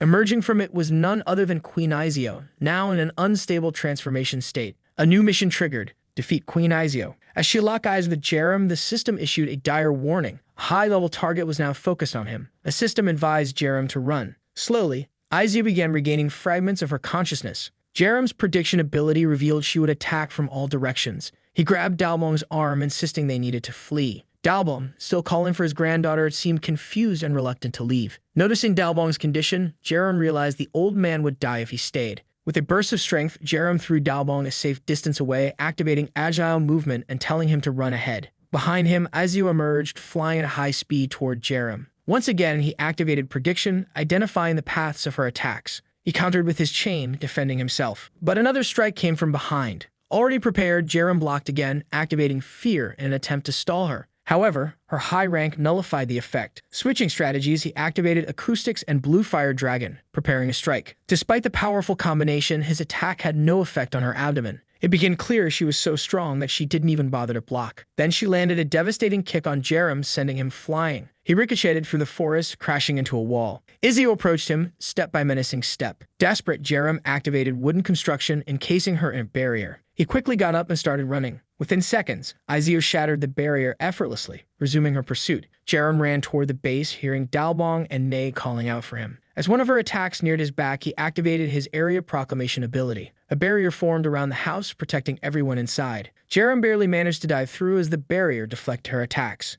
Now within the safe zone, he was prompted to choose combatants. The fewer selected, the stronger the buffs they'd receive. Knowing Dalbong couldn't fight his own granddaughter, Jerem chose himself as the sole combatant. Immediately, the buff took effect. Energy from everyone within the area flowed into him, dramatically increasing his mana and strength. Dalbong marveled at the transformation as Jerem instructed everyone to retreat indoors. He He declared that he alone would face Izio. The group obeyed, retreating to safety. Meanwhile, Izio's tentacles began piercing through the barrier, tearing it apart. The globe of energy shattered and the two faced off. Stretching out his hand, Jerem vowed this time would be different. Combining dilution technique with wooden construction, he created a massive wooden foot to crush her. By the time Izio noticed the attack, it was too late. The foot descended, seemingly crushing her, until her tentacles intercepted, tickling the surface. Frustrated, Jerem pressed harder, but she broke through again. Undeterred, he leaped for a follow-up, enhancing his attack with crushing palm. From afar, Dalbong couldn't believe what he was witnessing. As Jerem's palm struck, energy surged, forcing Izio into the ground.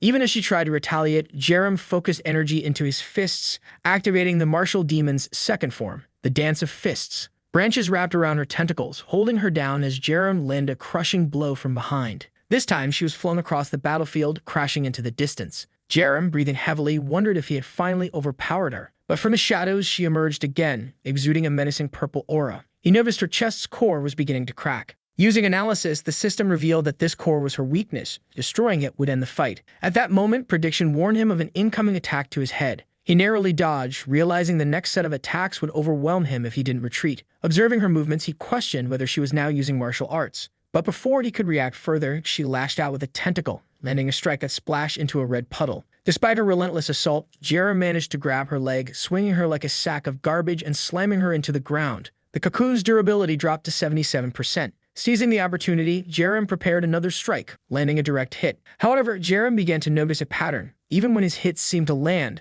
Izio managed to evade at the last moment. As another attack approached, he barely dodged, feeling a sharp pain in his chest from the near miss. She continued her relentless assault, moving faster with each strike. Jerem couldn't help but wonder why her speed seemed to be increasing. She gave at him with an attack aimed at his face, and he countered with a punch. Both of them landed their strikes, sending each other sliding backward. Outside the barrier, the others could only hear the sounds of their fierce battle. Ney asked Dalbong if he was sure Jerem would be okay. But Dalbong's expression was grim. He knew things were heading toward disaster. At this moment, we delve into Dalbong's past. A martial prodigy blessed by the gods, he quickly rose to become a champion. But his arrogance and selfishness overshadowed his skill. He berated his own son, calling him weak and a disgrace to their family. The boy left behind a note apologizing for not being someone his father could rely on. At the age of 20, his son left home. Dalbong dismissed him as a loser and moved on, forgetting the boy entirely. Years later, government officials came to Dalbong's dojo asking if he was the father of Park Sin-rian. Dalbong immediately sensed something was wrong. The scene shifted to his son's funeral.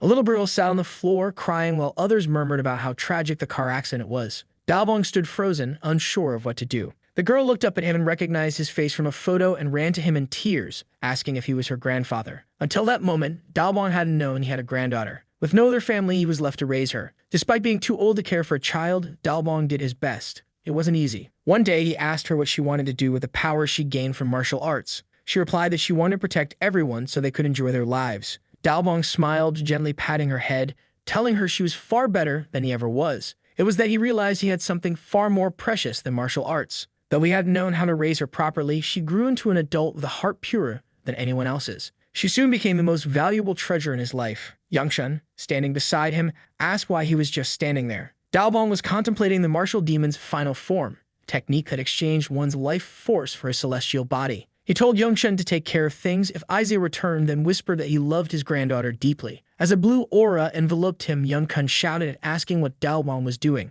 But Dalbong continued to gather energy, declaring he'd give everything for Izio. As his power surged into the heavens, he acknowledged the price. Even if it meant sacrificing himself, he was willing to save Izio. Meanwhile, Jerem was being beaten down. Izio's speed had reached a point where even his predictions couldn't keep up. She launched another punch straight at his face, but suddenly, Dalbong arrived with a flying kick. Izio noticed him too late and took a heavy blow to her arm, sending her flying. Dalbong stepped in front of Jerem, telling him to watch and learn. This is the true power of the celestial demon's martial arts. A pack of spectral tigers emerged from Dalbong, charging toward Izio. The system informed Jerem that he was witnessing a perfect demonstration of an expert's skill. His learning meter shot to 100%, unlocking the second gate of dilution. Dalbong assured Jerem he could handle the chaos, giving him permission to rest. Izio, meanwhile, gathered the energy from Dalbong's previous attacks, neutralizing them. Activating her own aura, she prepared for a counterattack. Dalbong praised her, saying it was the least he expected from his granddaughter. But he warned her to stay alert. He was ready for the final fight of his life. Dalbong advanced again, narrowly dodging her attacks and landing a powerful punch to her abdomen, sending her flying. Still midair, she activated power in her hands, forming spikes that pierced his back. Dalbong shrugged off the attack, criticizing her weak resolve. Charging forward, he called her slow and unmotivated. She turned to defend, creating a glowing energy sphere. Even so, Dalbong's strike broke through, slamming her into the ground and cracking her defense. He landed on her shield, calling her name and asking if she had truly forgotten everything when she became a monster. The barrier shattered as she retaliated with another attack. Dalbong ignored it, grabbing her arm and declaring it impossible for her to win. Someone who had lost the true path could never defeat him. With that, he delivered a headbutt directly into her core. The explosion tore through the forest, leaving destruction in its wake. Sometime later, Dalbong stood, distransformed.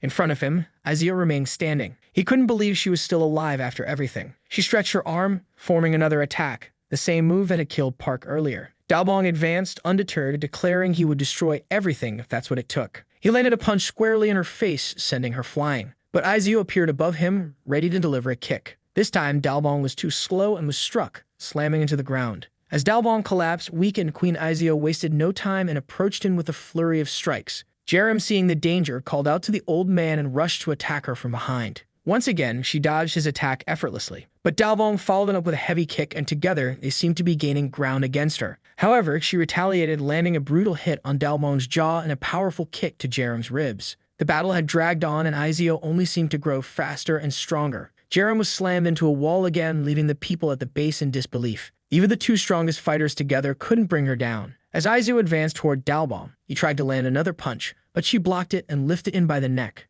She prepared a clawed hand to finish him, but Dalbong called her name and touched her face. For a moment she froze. Memories of their time in the mountains together, smiling and happy, flashed through her mind. She let out a scream, dropping Dalbong. Realizing this was his final chance, Dalbong gathered all his remaining mana and activated the 8 Gates technique one last time. Izzy retaliated, firing a web-like attack at him, but Dalbong pressed forward, striking her crystal directly with his celestial palm. His mana flowed through her body, causing the crystal to crack. With his strength spent, Dalbong turned to Jerem and told him to finish it. Jerem leaped into action, activating the second form of the martial demon. With a flurry of tiger dance strikes, he finally sent her flying. Her body crashed to the ground as the system announced that her core had been completely destroyed. The emergency mission was over and the queen had been defeated. Exhausted, Jerem collapsed to the ground as the area proclamation deactivated. His vision blurred as he saw people rushing to Dalbong's side. The system informed him that he was about to receive an incredible achievement for completing an impossible mission. Sometime later,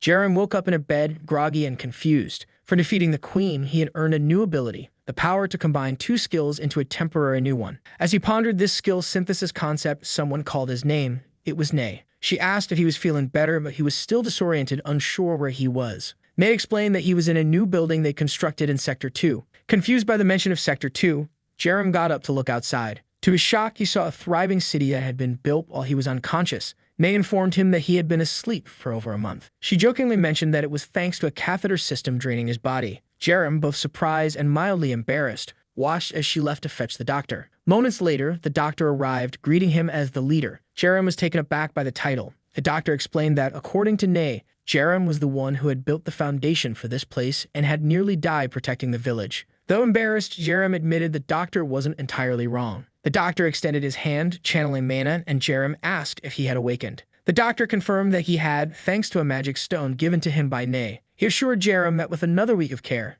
he'd be back to normal. Jerem, however, felt much better already. As the doctor left, Jerem activated transmission, forming a glowing circle around them. He gained the rank F medicine skill, allowing him to heal targets using mana. The system immediately combined it with his acoustics ability to create a healing sound. Activating it, Jerem felt a refreshing sensation as his body rapidly healed. Ignoring the doctor's warnings, he got out of bed, declaring himself 100% recovered. Both Nay and the doctor were shocked by his quick recovery after such a long rest. The doctor commended him, calling him an extraordinary awakened individual. After everything was settled, the doctor left and Nay asked what ability Jerem had used. He brushed it off as something new, but was more curious about how everything had changed. Nay offered to guide him around the city, explaining the developments. The townspeople, excited to see him awake, greeted him as their savior and leader. Jerem felt awkward and overwhelmed by the attention, unsure of who all these people were. He turned to Nay, asking what she had been telling everyone. She confidently replied that she'd simply told the truth, that he was the leader who had saved them all. Blushing, Jerem asked if these people were the survivors from the city. Nay confirms that since Jerem defeated the queen, the purple ground had disappeared. This allowed them to rescue many people and use crystals to awaken others. Jerem asks if it was difficult to collect so many stones. She explains that Professor Sebastian discovered a cache while exploring several tanks surrounded by dead zombies with crystals nearby. Jerem then asks about Dalbong and Izio. Nay says they are in Sector 1 and suggests he go see for himself. When they arrive, Jerem is astonished by the size of the facility. It looks like a modern hospital, complete with electricity. Nay explains they salvaged generators from the city and were rebuilding everything. As they enter, Jerem sees the doctor standing next to two bodies. He immediately asks about Dalbong's condition. The doctor explains that Dalbong's spine is severely damaged. Even if he survives this crisis, it's unlikely he'll ever walk again. Jerem notices Dalbong's white mustache and wonders if it's always been that color or if he's just noticing it now. He then asks about Izio. The doctor says her vital signs are stable, but her mind shows no signs of regaining consciousness. Nay pulls Jerem aside, holding his hand and placing it on Izio's head. Suddenly, they find themselves in front of a black sphere. Jerem is disoriented, unsure of where they are. Thankfully, the system explains that they are inside Park Izio's mind. Because Jerem had witnessed the perfect demonstration of an expert, his mental care ability had advanced to rank E. May explains that Izio's mind is corrupted. Using analysis, Jerem sees that her mind is surrounded by a barrier of despair. May admits she has tried to enter countless times but found it too difficult to break through. Jerem suggests breaking the barrier, but Nay warns that doing so would cause Izio's mind to shatter. They would need to rescue her before that happened. Jerem, confident, says he has an idea worth trying. He combines mental care with fear, creating a new ability, mental pressure. Activating it, he feels an overwhelming power in his hand. He touches the barrier and energy begins spreading across it. The entire sphere fragments, leaving Nay amazed. She asks how he managed to do it on his first try. Jerem simply replies, "I'll be back soon," and dives in. Inside Izio's mind, he sees a corrupted zombie accusing her of causing its death. Izio punches the zombie, killing it, but more keep coming. The apparitions berate her, calling her a cowardly disgrace and questioning if this is what they deserve for following her. Despite their words, Izio doesn't hesitate. She keeps fighting, finishing them off one by one. Even as they cry out in pain, she pushes forward. Then a shadow resembling Dalbong forms, asking if she intends to kill her grandfather a second time. Izio doesn't flinch and delivers a flying kick to its face. Even the boy she had saved appears, asking how long the great master will continue like this. She punches him too, unwavering. This endless cycle continues as the apparitions mock her, claiming she'll tire eventually. They declare they have all eternity, and she will break down sooner or later. Bit by bit, she begins to lose her mind. Dalbong's shadow gains color and urges her to rest, claiming it's the only way out since she'll never escape this place. At that moment, an energy burst explodes on the ground, catching Izio off guard. Jerem appears, surprising her. Recognizing him, she asks what he's doing there. Jerem admits how mentally exhausted she looks. After all, she's been fighting these apparitions non-stop for over a month. He tells her he's there to help her escape. The apparitions taunt her, questioning if she plans to abandon them and run away. Jerem uses analysis, revealing that these apparitions are manifestations of Izio's trauma. If she doesn't overcome them, they will endlessly reappear. Seeing how unwell she is, Jerem tells her that none of this is her fault. He reminds her that believing these accusations would insult the sacrifices of everyone who fought alongside her. She admits she knows that, but it's hard to accept. Jerem points to the apparitions. Do they really look like the comrades you remember? Izio begins recalling those she fought alongside. The boy who sacrificed himself to shield her. The people who stood in front of her as the meteor fell to protect her. She remembers that, until the end, they were pure martial artists. It was her own fear of being insufficient that had transformed her comrades into monsters. To lend a hand, Jerem activated his mental power. He walked toward the creatures and stopped in front of them. He bowed and apologized for insulting their legacy like this. The ghosts seemed confused, but not for long as Izio once again started destroying them. With that, the mental barrier seemed to dissolve as well. The creatures transformed back into her comrades. They told her that now she was truly the master they had known. They approached her and told her not to resent them like this. They had cherished her time by her side. They would always remain in her memories, but now it was time for her to follow her own path. Izio called out to them as they disappeared into the air. With this, she managed to overcome her trauma. She turned to Jerem and thanked him for his help, but he responded that she had saved herself, not him. Now it was time for both of them to return to the real world. After crossing the void, she woke up in the hospital. Immediately, she sat up and called for her grandfather. She completely ignored Jerem and ran to Dalbong, saying he was in that state because of her. She fixated on his white mustache. But at that moment, Dalbong opened his eyes. He woke up, telling her it wasn't her fault. If he hadn't saved her at that moment, he would have regretted it for the rest of his life. She told him it was okay, and he didn't need to feel regret about anything anymore. And with that, he hugged his granddaughter tightly. A while later, as Izio was leaving the room, Nay asked to talk to her for a moment. There was something she wanted to say about Jerem and asked her to take a look. Jerem was sitting on a bench in his city. The boy had suddenly become president. Nay approached him and asked why he was sitting there alone. He replied that he was just resting but noticed that the people seemed quite happy. She explained that everyone was feeling this way because they had just escaped that hell. He then asked about the problems they had faced that month. She said that thanks to the elders in the city, everything had gone well. Jerem was relieved. The abilities he helped awaken had truly made a difference, but he wanted to know if they were missing anything. She said that magical stones were the biggest shortage. Those were the only way to strengthen objects and people. Jerem was surprised that she knew about object strengthening. She explained that she understood it when he mentioned that crystals work as experience. He remembered saying that. She added that she had placed several stones in a generator, greatly increasing its efficiency. That explained why Sector 1 had so much power. He then said it was the perfect time for him to explore the region and collect as much as possible. But she protested, saying he had just woken up and shouldn't leave yet. He countered that this was the perfect reason to start moving his body again. But someone else interjected, saying that if he was going, they would have to accompany him. There was a confident fighter who claimed to be a zombie-crushing professional. Jerem simply agreed, saying, "Let's go." The only thing they needed was a motorcycle. She hopped onto the back of the bike and Jerem sped through the city. They encountered zombies ahead and stopped the bike. The chances of finding survivors were obviously very slim. The bridge ahead was packed with zombies. The horde came rushing toward them, but the confident companion declared she could handle it. She ran toward the creatures and delivered a powerful kick straight to the head of one of the monsters, sending it to the ground. A tongue lashed out from behind her, but she dodged and countered with another punch and a kick, unleashing energy that scattered the zombies. Jerem was impressed by her strength. Finally, the crystals they had been searching for dropped. She handed them to him, and he opened his inventory. She was curious about what that was, and he explained it was just one of his abilities. She asked if they were going to the city, and he said, "Of course." Once on the street, Jerem looked up and saw something surprising. A message indicated that to the south there was an area using a protective shield. Jerem wondered how people had advanced so much. It seemed to be an organization also known as SHIELD. It was founded with a motto of justice by a national actor named Lee Sang-kyul. The old man stood before the crowd, shouting that SHIELD would protect everyone. The crowd erupted in cheers. Meanwhile, soldiers were shown shooting zombies, fulfilling Sang-kyul's promise. But that was only the beginning. Soon, they began expanding. Sang-kyul raised the hand of a soldier, declaring them the heroes who protected everyone. He encouraged people to appreciate these brave individuals risking their lives. As a result, rewards for fighters increased, creating growing inequalities. A social pyramid formed. While the soldiers pretended to do most of the work, ordinary people were left carrying the burden and doing manual labor. The poor were soon living in tents, while the military and Sang-kyul indulged in luxury. Then the experiments began.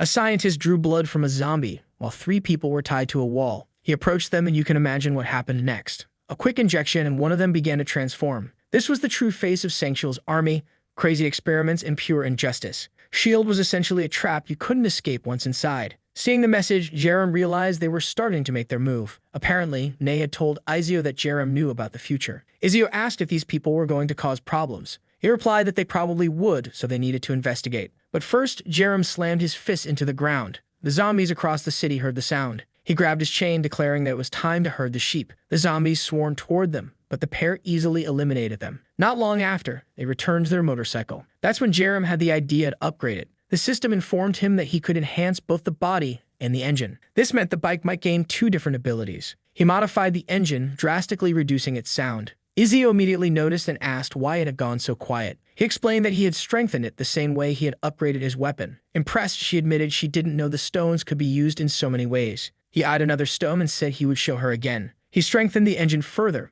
upgrading it to the next rank and unlocking the stealth ability. On the road, he activated the stealth mode, and the 2 rode silently, blending into the shadows as if in black and white. They passed by SHIELD soldiers stationed at a bridge. Jerem thought it was the perfect chance to test the stealth. They moved close to the soldiers, who seemed to sense something for a moment. One asked if something was wrong, while the other said he felt something strange. But they had no idea Jerem and Izio were already far ahead, near the base. It was the same place Jerem had seen in the past. Their stealth worked so well that they found themselves in the middle of the enemy's base. At that moment, an announcement played declaring that they had finished restoring the village. The voice was one Jerem knew all too well: Kim Hyung-suk, SHIELD's propaganda director. Hyung-suk spoke about how, thanks to the awakened ones who had dedicated their lives, they had finally achieved this success. Pointing to the soldiers, he proclaimed that they deserved long lives. For him, the government and military were useless. Only SHIELD could win this war. The crowd cheered SHIELD's name in celebration. Hyung-suk continued, saying they must first appreciate the heroism of these individuals.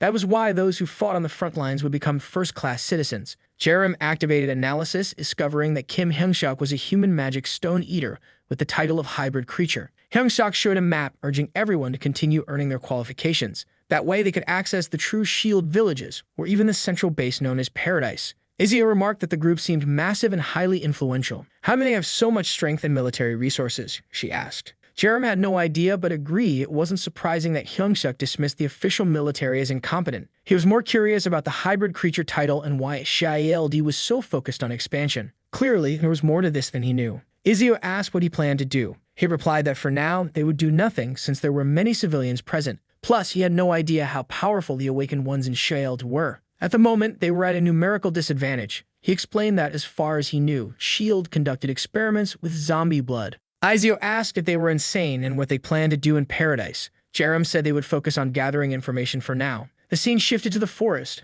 where a crow flew overhead. S.H.I.E.L.D.'s army was advancing, carrying injured men on stretchers. One soldier muttered that the operation had fallen into a trap and was now a complete failure. Zombies began approaching as the soldiers prepared for battle. They started shooting, using shields to hold back the horde. Some zombies fell, and the soldiers grew optimistic, thinking they might hold out. Then the larger zombies appeared. One soldier shouted for them to block the attack. 3 soldiers tried to brace themselves, but they were crushed. Others opened fire, but despite hitting their marks, it was too late. A group of long-tongued zombies attacked from behind. Realizing his mistake, one soldier knew this was the end. But suddenly, a long-tongued zombie was struck in the head, 2 falling instantly. Confused, the soldier looked around, unsure of what had happened. It was Jerem and Izio arriving in style. In mere seconds, they cleared the entire horde of zombies. Jerem asked if the soldiers were okay. But the soldiers, overwhelmed by the pair's strength, were more afraid than reassured, demanding to know who they were. Jerem explained that they had come after seeing the message in the city. He then asked if they were part of the organization called S.H.I.E.L.D. The scene then transitions to Hyung-suk's office, where he tells someone to come in.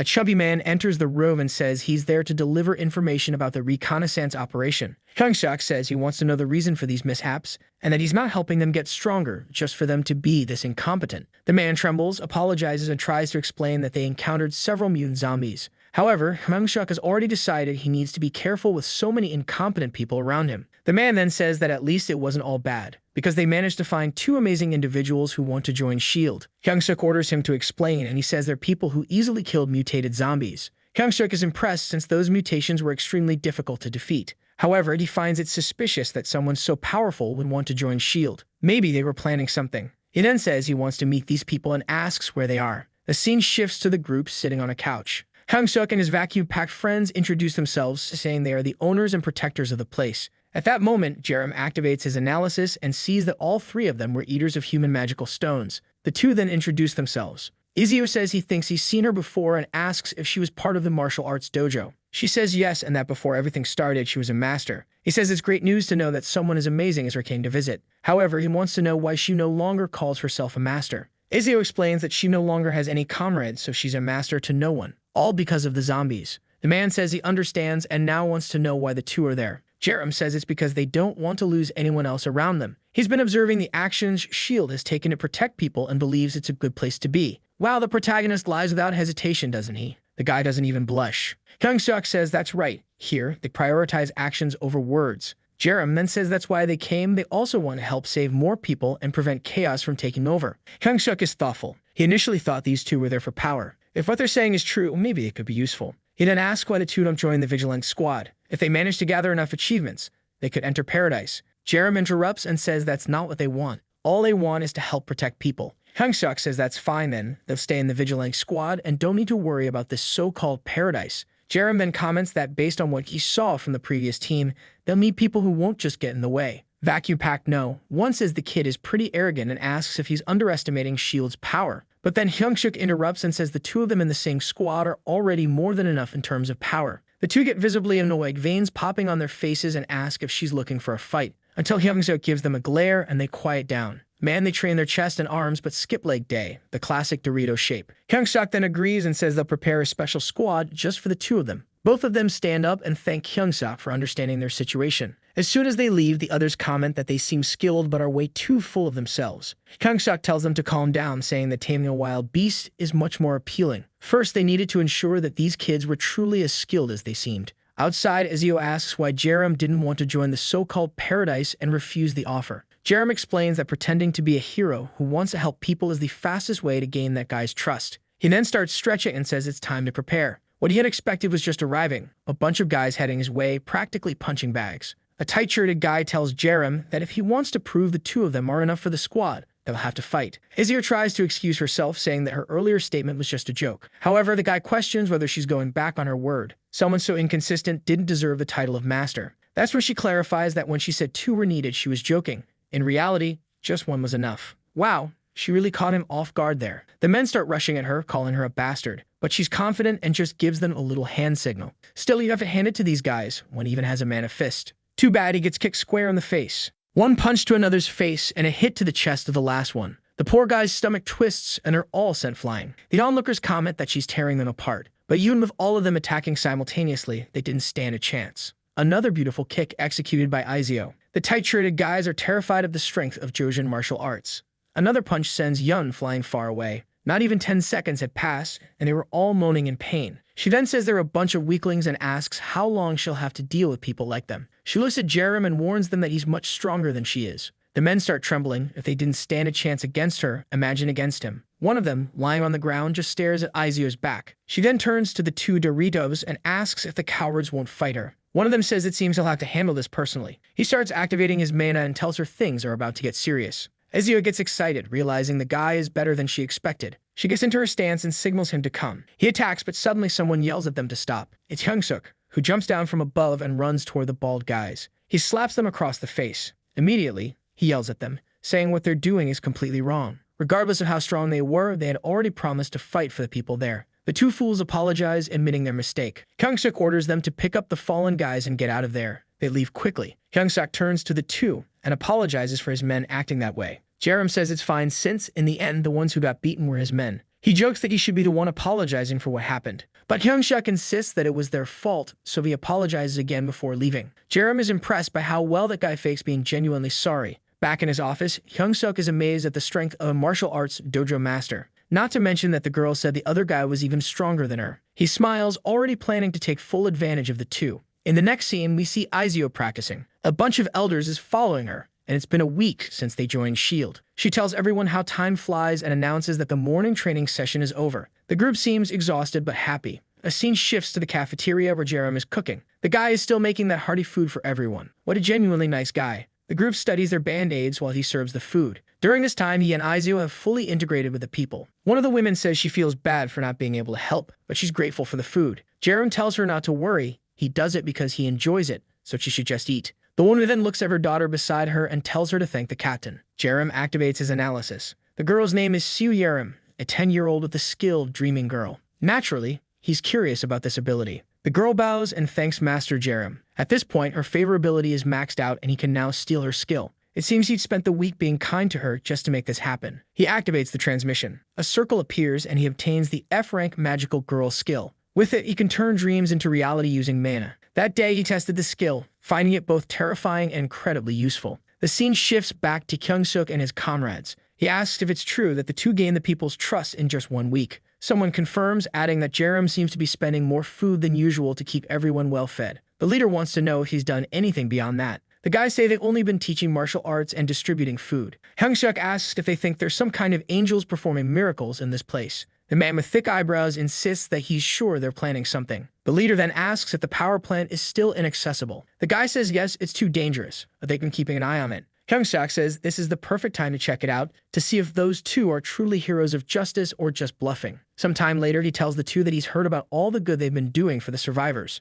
On behalf of the entire squad, he wants to thank them both. Jerem says there's no need, he's just doing what he believes is right. Hyungsuk replies that he feels a great sense of honesty from them and asks if he could request a favor. The 2 grow apprehensive as he lays a map on the table. He explains that at the power plant marked on the map, there are terrifying monsters. The 2 look intrigued. A man in the back adds that they had sent an analysis team, but they lost contact with them. Jerem asks for more information. Hyungsuk shows him the communication log. The recordings reveal that the zombies there aren't ordinary and are far too strong. There are screams, and then the communication cuts off. Jerem realizes everyone sent to analyze the location is dead. Hyungsuk explains that to save more people, they need more energy. Izio immediately understands that this beast of a task is being assigned to the 2 of them. Hyungsuk confirms, saying that with their abilities, it wouldn't meet the same fate as the vigilant teams. Jerem smiles and says that if it's to save more people, he's definitely willing to do it. Hyungsuk stands, thanking them for their dedication. But as he starts to mention a reward, Jerem interrupts, saying it's unnecessary since he's doing it to help the survivors.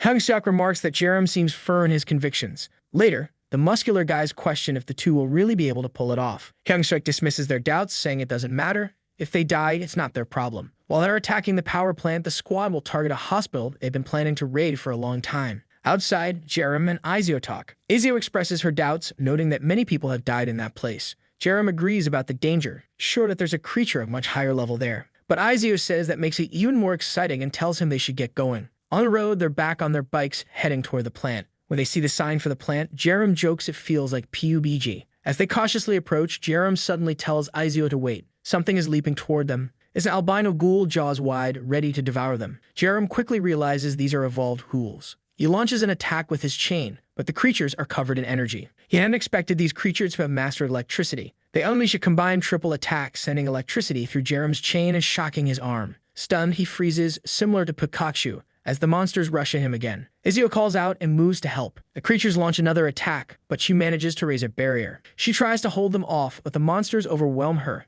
and she takes a hit. It doesn't last long before they're back, aiming to bite Jerem. He lowers his head to shield himself, but takes a blow to the chest. The monsters aren't just electrically charged, they're intelligent. Jerem realizes there's only one way out of this. He hesitates to use a particular ability, but decides there's no other choice, vowing to kill the creatures. He performs a dance-like move, activating his transformation. It's the power of the magical girl skill, which momentarily confuses enemies during transformation. Jerem's weapon begins to manifest, but it's not what anyone expected. It's a bow adorned with ribbons. Embarrassed, he promises to make those monsters pay. Luckily, the magical outfit is invisible, sparing him further humiliation. He raises his wand and mutters, "Abracadabra, help me withstand electricity." The wand grants him an electricity resistance buff. Though still looking ridiculous, he lands a strike on one of the monster's heads. Izio, watching from the ground, is baffled. The first monster is sent flying and the second charges at Jerem. He ducks and strikes it in the ribs, cutting it in half. The last creature leaps to conjure an electric attack, but Jerem advances, unharmed thanks to his resistance.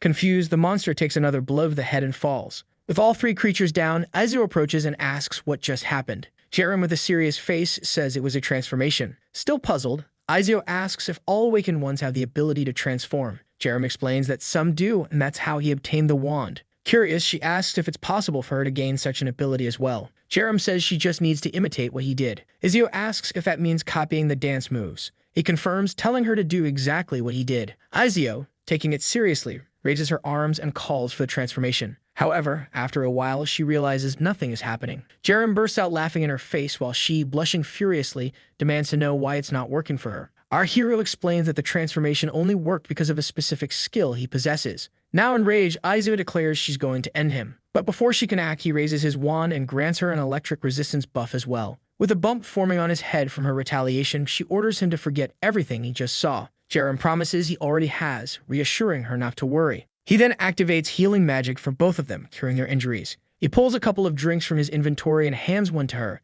explaining that it will help. It's a nutritional tonic that increases stamina by 10%. She comments that it looks normal but tastes surprisingly good. Jerem explains he mixed energy drinks with vitamins and medicines for the concoction. Now that they're recovered, he says it's time to move forward. They continue through the power plant and quickly encounter more albino ghouls. The creatures like Pikachu leap at them, but now with the resistance buff, the fight is manageable. Izio punches one in the face, while another attacks from the side. She dodges, kicks it, and lands another hit. She notes how, not long ago, she would have had no chance in such a fight. But thanks to Jerem's abilities, everything has changed. Curious, she asks if he can use any other types of magic with the wand. He replies that he checked, but it seems the wand only allows one magic per transformation. What they don't notice is that they're being observed from above. Jerem suddenly senses the presence of something. It's another albino ghoul, which appears to retreat. Izio wonders aloud if the reconnaissance team was attacked by these creatures. They're strong, but it's strange that no one survived. Jerem suggests that an important structure like this must house something even stronger. She points upward and asks, like that, for example. Sure enough, there's a massive albino creature with a golden crystal embedded in its head, resembling something out of Attack on Titan. Jerem agrees, noting it doesn't look easy to handle. The monster opens its mouth and begins to draw in air. To their shock, it unleashes an energy beam like a Kamehameha. Jerem quickly activates a wooden structure, creating a totem for defense, but it's completely obliterated, leaving him injured. Izio smirks, reminding him not to laugh at her when he's in the same state. She glares at the monster, declaring she'll get revenge. The scene shifts to the monster charging at them. It claps its hands together, releasing another electric attack, but the two manage to jump away in time. Jerem activates his blue dragon chain, wrapping it around the monster's neck. Taking advantage of the opportunity, Izio strikes its mouth. As Jerem tightens the chain, he kicks the creature's foot, causing wooden spikes to emerge, sending it into a frenzy. The beast roars, summoning more creatures to the area. Izio says she'll handle them, but Jerem assures her his weapon is perfect for causing a massacre. He spins the chain wildly, taking out zombies left and right. Izio watches, feeling useless as the larger creature writhes under the onslaught. Seeing immobilized, she seizes the chance, leaping to deliver a final blow, a powerful kick to its chest. The scene shifts to the mountains, where a man observes everything from a distance, impressed. He reports back to the base, confirming that the two were successful. At the base, the news spreads quickly. Hyung-suk can't believe not only that they succeeded, but that they did so incredibly fast. He starts imagining how having these two on his team could make him second in command in no time. As he revels in this thought, someone appears behind the informant and asks if he's done sending the message. The man jumps in surprise and turns to see Jerem and Izio. The poor guy hadn't expected to be caught so easily. Jerem tells him not to be too surprised. He'd suspected they weren't the only ones there. He acknowledges that it's natural for people to send observers to track their results. The informant nervously agrees, admitting that's exactly why he was there. However, Jerem admits how strange it is that he sent his report in secret. He pressures the man, who begins to feel intimidated. The man insists that they trust Squad 3 completely. He claims he stayed quiet to avoid interfering with their hunt. Jerem asks if he's certain about that. The man reassures him, saying all he wanted was to keep the two free to act. Jerem smirks, admitting he hadn't thought of it that way. He appreciates having people so concerned for him. He then asks if the man has eaten, to which the informant says no. Jerem invites him to share a meal, pointing out it's dangerous to be out here alone. They light a fire, warm some food, and Jerem serves a feast. The man thanks him and begins eating, praising Jerem for behaving exactly as he did in the village. He comments on how incredible their battles always are and asks Jerem to explain more about them. The man says he can't really explain well because Jerem is just too fast. At least the guy didn't seem to have much idea about his powers. The clueless man gives a thumbs up, saying he's sure the two of them are incredible. And so the three eat under the moonlight. Meanwhile, Hyung-suk wonders if what they showed at the power plant was their full strength. If they were even stronger, they wouldn't need to keep hiding from Omega. This pair might really be his ticket to the top. Now that the power plant mission was a success, there was only one thing left. He asks for an update on the hospital attack. His men inform him that 2 squads have already entered, but communication was cut off due to unstable internet in the area. However, based on the last reports, everything seemed to be going smoothly. Hyung-suk feels excited. 2 successful attacks on the same day would be perfect for his plans. He orders his team to pass along instructions for them to proceed slowly since time is on their side. The scene shifts to the hospital. Someone grabs a huge zombie by the mouth. It's the tight-shirted squad. The creature falls to the ground, and one of them stomps on its head. As they move with the team, one of them asks about communication with Squad 2. He's told the last message was received 30 minutes ago when they reached the 11th floor. The man glances upward, remarking that his friend is too impatient. They should take this step by step. Another reassures him, saying the leader is very skilled, so there's no need to worry. But that's when the ground begins to shake. A voice comes over the radio, urgently requesting reinforcements for the 13th floor. The man immediately tells the team they need to move quickly. They start climbing the stairs, encountering another large zombie on the way. A punch to the face takes it down. As they approach the door to the 13th floor, he tells everyone to prepare since they don't know what's behind it. The team looks tense, and naturally, the shield bearers take the lead. As they enter, they comment that nothing is in sight. Someone whispers that whatever's there must be hiding among them. Suddenly, they hear a cry for help. One of the men recognizes it as the leader's voice and rushes toward the sound. By the door, a figure begs for assistance. In the middle of what looks like a stage, the person is kneeling, pleading for help. As the group approaches, one of the helmeted men tells the leader to stay calm. But when the flashlight illuminates the figure, they see something controlling its head. The creature speaks, saying it has finally found the rest of them. They realize too late that it's a trap. The doors slam shut, and more of their former comrades appear. The ceiling is entirely consumed by what looks like flesh. The leader shouts for everyone to start shooting. They fire on their former allies while the leader yells that they need to get out of there. Suddenly, someone attacks from behind. The leader turns, cursing, and transforms into a wolf. He slashes at the attacker's face, sending him flying. But the man evades and laughs. Tentacles begin descending from the ceiling, wrapping around everyone's necks. The leader turns to see several heading his way. With so many of his men dying around him, he realizes he made a grave mistake entering the 13th floor. The attacker doesn't let him escape easily,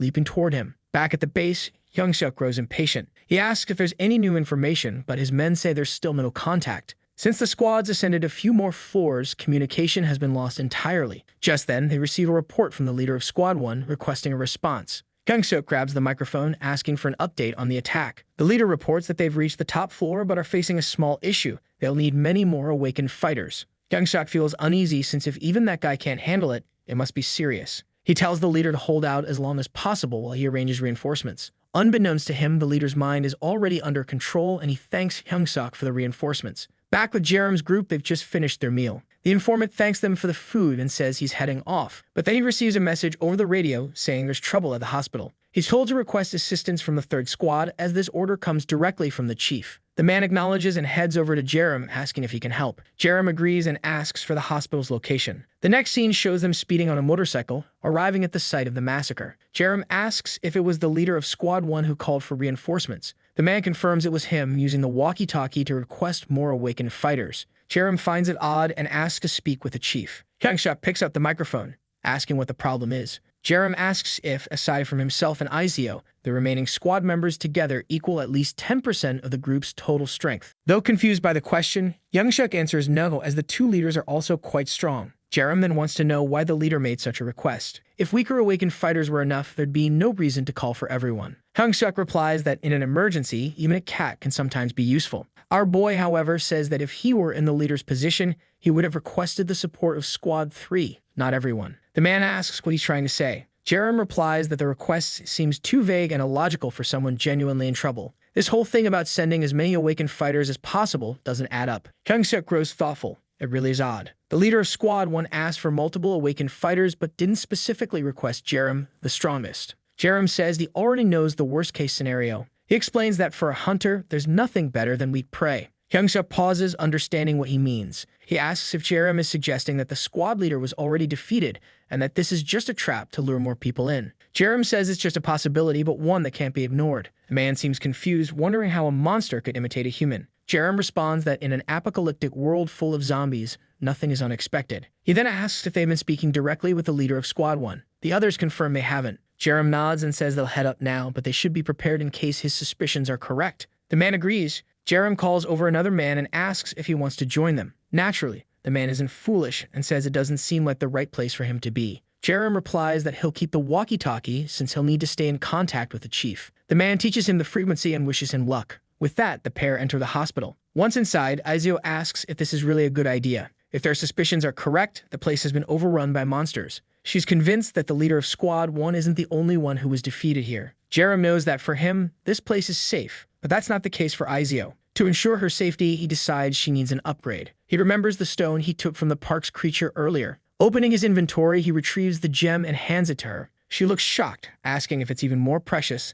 than the red one. He explains that she already defeated a giant ghoul and that he'd feel much more at ease with an even stronger comrade. Hesitantly, she takes it, agreeing to use it. The gem surrounds her in a golden light and she feels her body filling with strength. She thanks him and Jerem says it's just a reward for all the hard work she's done. They continue their path and come across someone with half their head eaten, completely brainless. As they climb the same stairs as before, they hear some noises. 3 zombies are coming their way. Izio tells Jerem not to worry, saying she'll handle it. She delivers a marvelous kick, and even though there are more than 3, they all fall. The creatures are split in half, and Izio confidently looks back at Jerem. At the door to the 13th floor, they recognize it as the source of the distress call. Jerem asks if Izio is ready, and she confidently says yes. The door slowly opens, and they cautiously step inside. From within, they hear a cry for help. Izio says it's the voice of the Squad 1 leader, but Jerem immediately realizes it's a trap. She asks how he's so sure, and he explains that unless someone is suicidal, they wouldn't scream for help in the middle of a hallway. She acknowledges that it makes sense and asks what they'll do. Jerem tells her to stay close as they move forward. He pulls out his chain from the inventory and advances through the hallway. Izio suggests collapsing the entire structure instead of walking into a clear trap. Jerem considers it but says he has a better idea. They enter the room where the cries are coming from. At the far end, a figure is calling for help. From a distance, Jerem asks if it's the leader of Squad 1. The leader responds, claiming his leg is injured and he needs help to move. Jerem simply raises his arm and activates the chain's transformation. The leader looks confused, blinded by a purple light. Jerem had activated the F-rank magic wand, putting the figure in a state of confusion. He then conjures a spell for a flammable oil attack and launches it at the leader. Before the figure can react, Jerem ignites the oil with the fire chain. Immediately, everything in the room starts melting. A strange wolf-like creature attempts to approach Jerem, but he quickly activates a wooden barrier, trapping everyone inside. Jerem declares that they can all now experience the cauldron. Inside, flames spread rapidly, even reaching the ceiling. The creatures claw at the walls in desperation, but the wood is too sturdy. As the fire consumes them, their bodies blister, and they begin to wail.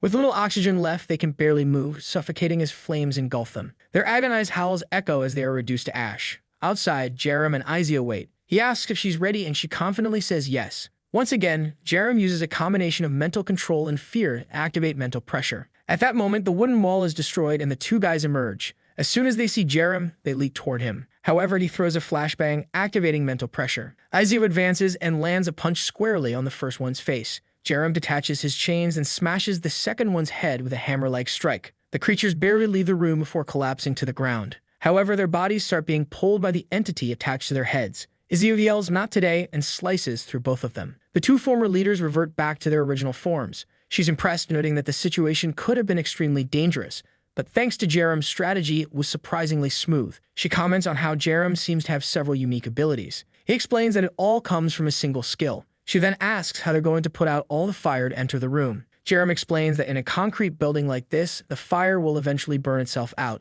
Time passes. The room is filled with smoke, and Jerem is certain that no one could have survived. Something on the ground catches their attention, a golden stone. Izio wonders if it came from the main body. Jerem picks it up, confirming her suspicion. However, she comments that it seems less powerful than the stone he gave her earlier. Jerem responds that it appears the main body wasn't as dangerous as they initially thought. Izio asks if more creatures as dangerous as this one will start appearing frequently. He says yes, which is why they'll need to be increasingly cautious. But for now, it's time to head back. In a display of humility, Jerem even retrieves the bodies of the two fallen men. Later, Hyung-suk approaches the pair. He admits he had no idea there were monsters capable of controlling people. He tells the duo that if it weren't for their kindness, the entire squad would have been wiped out. He promises never to forget the kindness they've shown. But before anything else, he needs to report this to the higher-ups. He asks them to wait for a moment, and Jerem agrees. As Hyung-suk walks away, Izio comments that his attitude seems to be changing. Jerem explains that it's obvious. Hyung-suk lost everyone who was extremely useful to him. Now backed into a corner, he's in a desperate situation. She realizes that to him, they are now his only solution. Jerem sees this as a perfect opportunity. They'll replace the fallen team members, get closer to the higher-ups, and infiltrate S.H.I.E.L.D. even further. At this rate, they'll enter the so-called paradise in no time. The door opens, and Hyung-suk asks if they can talk for a moment. Jerem agrees, and the scene shifts to the reception area.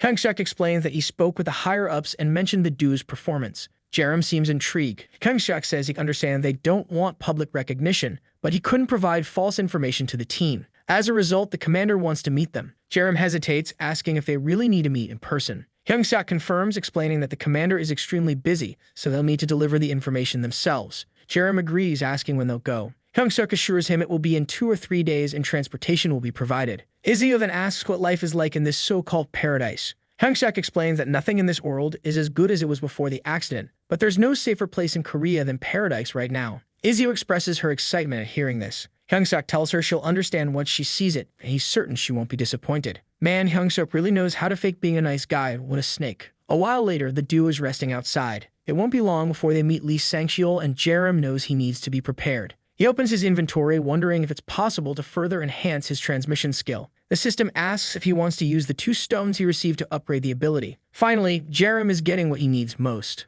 Izio asks if he's really going to use them now. Jerem says yes, things are getting dangerous, and he needs more power. The transmission skill is upgraded from rank E to rank D. His mana is significantly increased, and his skeletal structure is optimized for combat. Surrounded by glowing light, Jerem emerges now 50 centimeters taller. Izio covers her face, laughing as she jokes that he's made her look tiny. Jerem counters that it's actually him who grew taller. Confused, Izio asks what happened. Jerem explains that it's a bone growth enhancement ability. She teases him, saying that even though he's taller, he still looks like a fool. Annoyed, Jerem snaps back at her. The system then notifies him that he can now level up abilities obtained through quests. Curious, Jerem checks the quest rewards and finds that Izio is interested in how he fights. If he can battle mana to mana with her until she's 100% satisfied, he'll unlock the Diosan martial arts skill. Jerem tells her to come at him, he's ready to fight without mana. Izio hesitates, reminding him that, unlike him, she's a martial artist. But she warns him that if he's serious, he can't regret it later. Jerem says it's perfect and the place is ideal for this fight.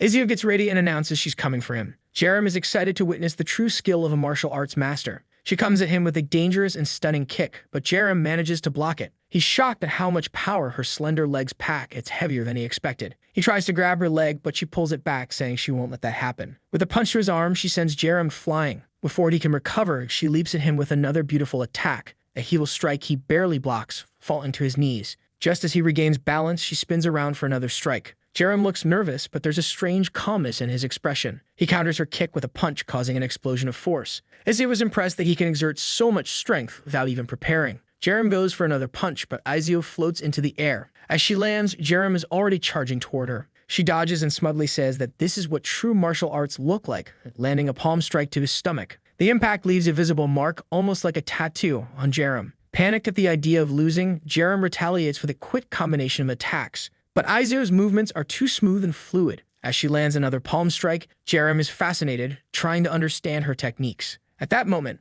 Aizo grows confident, too confident. Suddenly, Jerem grabs her arms and she realizes her mistake. He declares that victory is his now, but Aizo changes her expression, aiming a kick at his weak spot. Jerem merely saves future generations at the last second. He yells at her, demanding to know what she's doing. Aizo looks embarrassed, pretending not to understand his frustration. Jerem shouts, asking if she's trying to turn him into a eunuch. She reassures him that the power of the kick was adjusted. With her legs still trapped, she warns him that zombies can attack there, so he better be prepared. Jerem firmly denies this, saying zombies don't attack there. He then questions what kind of forbidden martial art she's been learning. Izio defends herself, claiming she had no choice since her hands were restrained. Jerem scolds her, saying it's outrageous to use such a move just because of that. Izio finally admits she's tired and concedes defeat, though her satisfaction with the fight is only at 20%. Nearby, a group of onlookers stares at them, mistaking their sparring for something romantic. The spectators murmur that young love is in the air. Later, the pair is sparring again and the same group of odd observers watches them. Jerem grows suspicious, wondering what's going on with these people. He overhears someone saying that their fight looks intense and close. Flustered,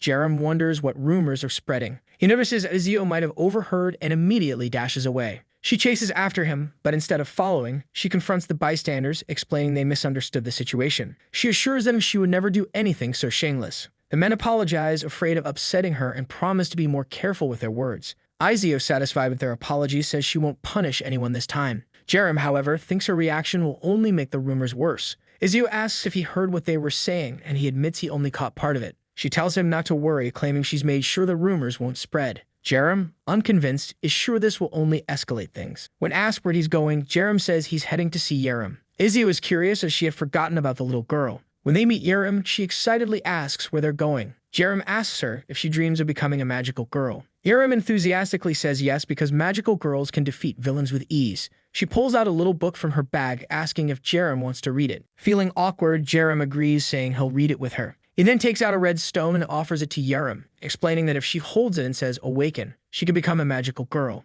Jerem asks if he's sure and Jerem confirms. Excited, Jerem takes the stone and says she'll do it. The system appears and she confirms her desire to awaken. She becomes surrounded by a blue energy and moments later, she declares that the process worked. Jerem asks if she wants to test her abilities and she eagerly agrees. She pulls out a magical girl toy from her bag, tosses it into the air, and activates her transformation. The room fills with light as Jerem is enveloped in a glowing cocoon. When the light fades, she is transformed into the heroine of justice. Jerem is struck by how adorable she looks, and even Izio is thinking the same. Izio hugs Jerem, asking how she can be so cute. Jerem pouts, insisting that she's not cute, she's cool. Izio gently cups Jerem's face, agreeing and calling her a cool girl. Izio asks if Jerem knows how to use her abilities. Jerem confidently says yes, demonstrating as glowing platforms appear beneath her feet. In an instant, she begins to float, her staff extending into a broomstick as she zooms through the sky. Returning to Jerem, she excitedly shows off her abilities. Jerem, ever the opportunist, already knows that with Jerem's powers, zombies will never be able to catch him. The system indicates that Jerem is witnessing the demonstration of an expert, but his comprehension is only at 35%.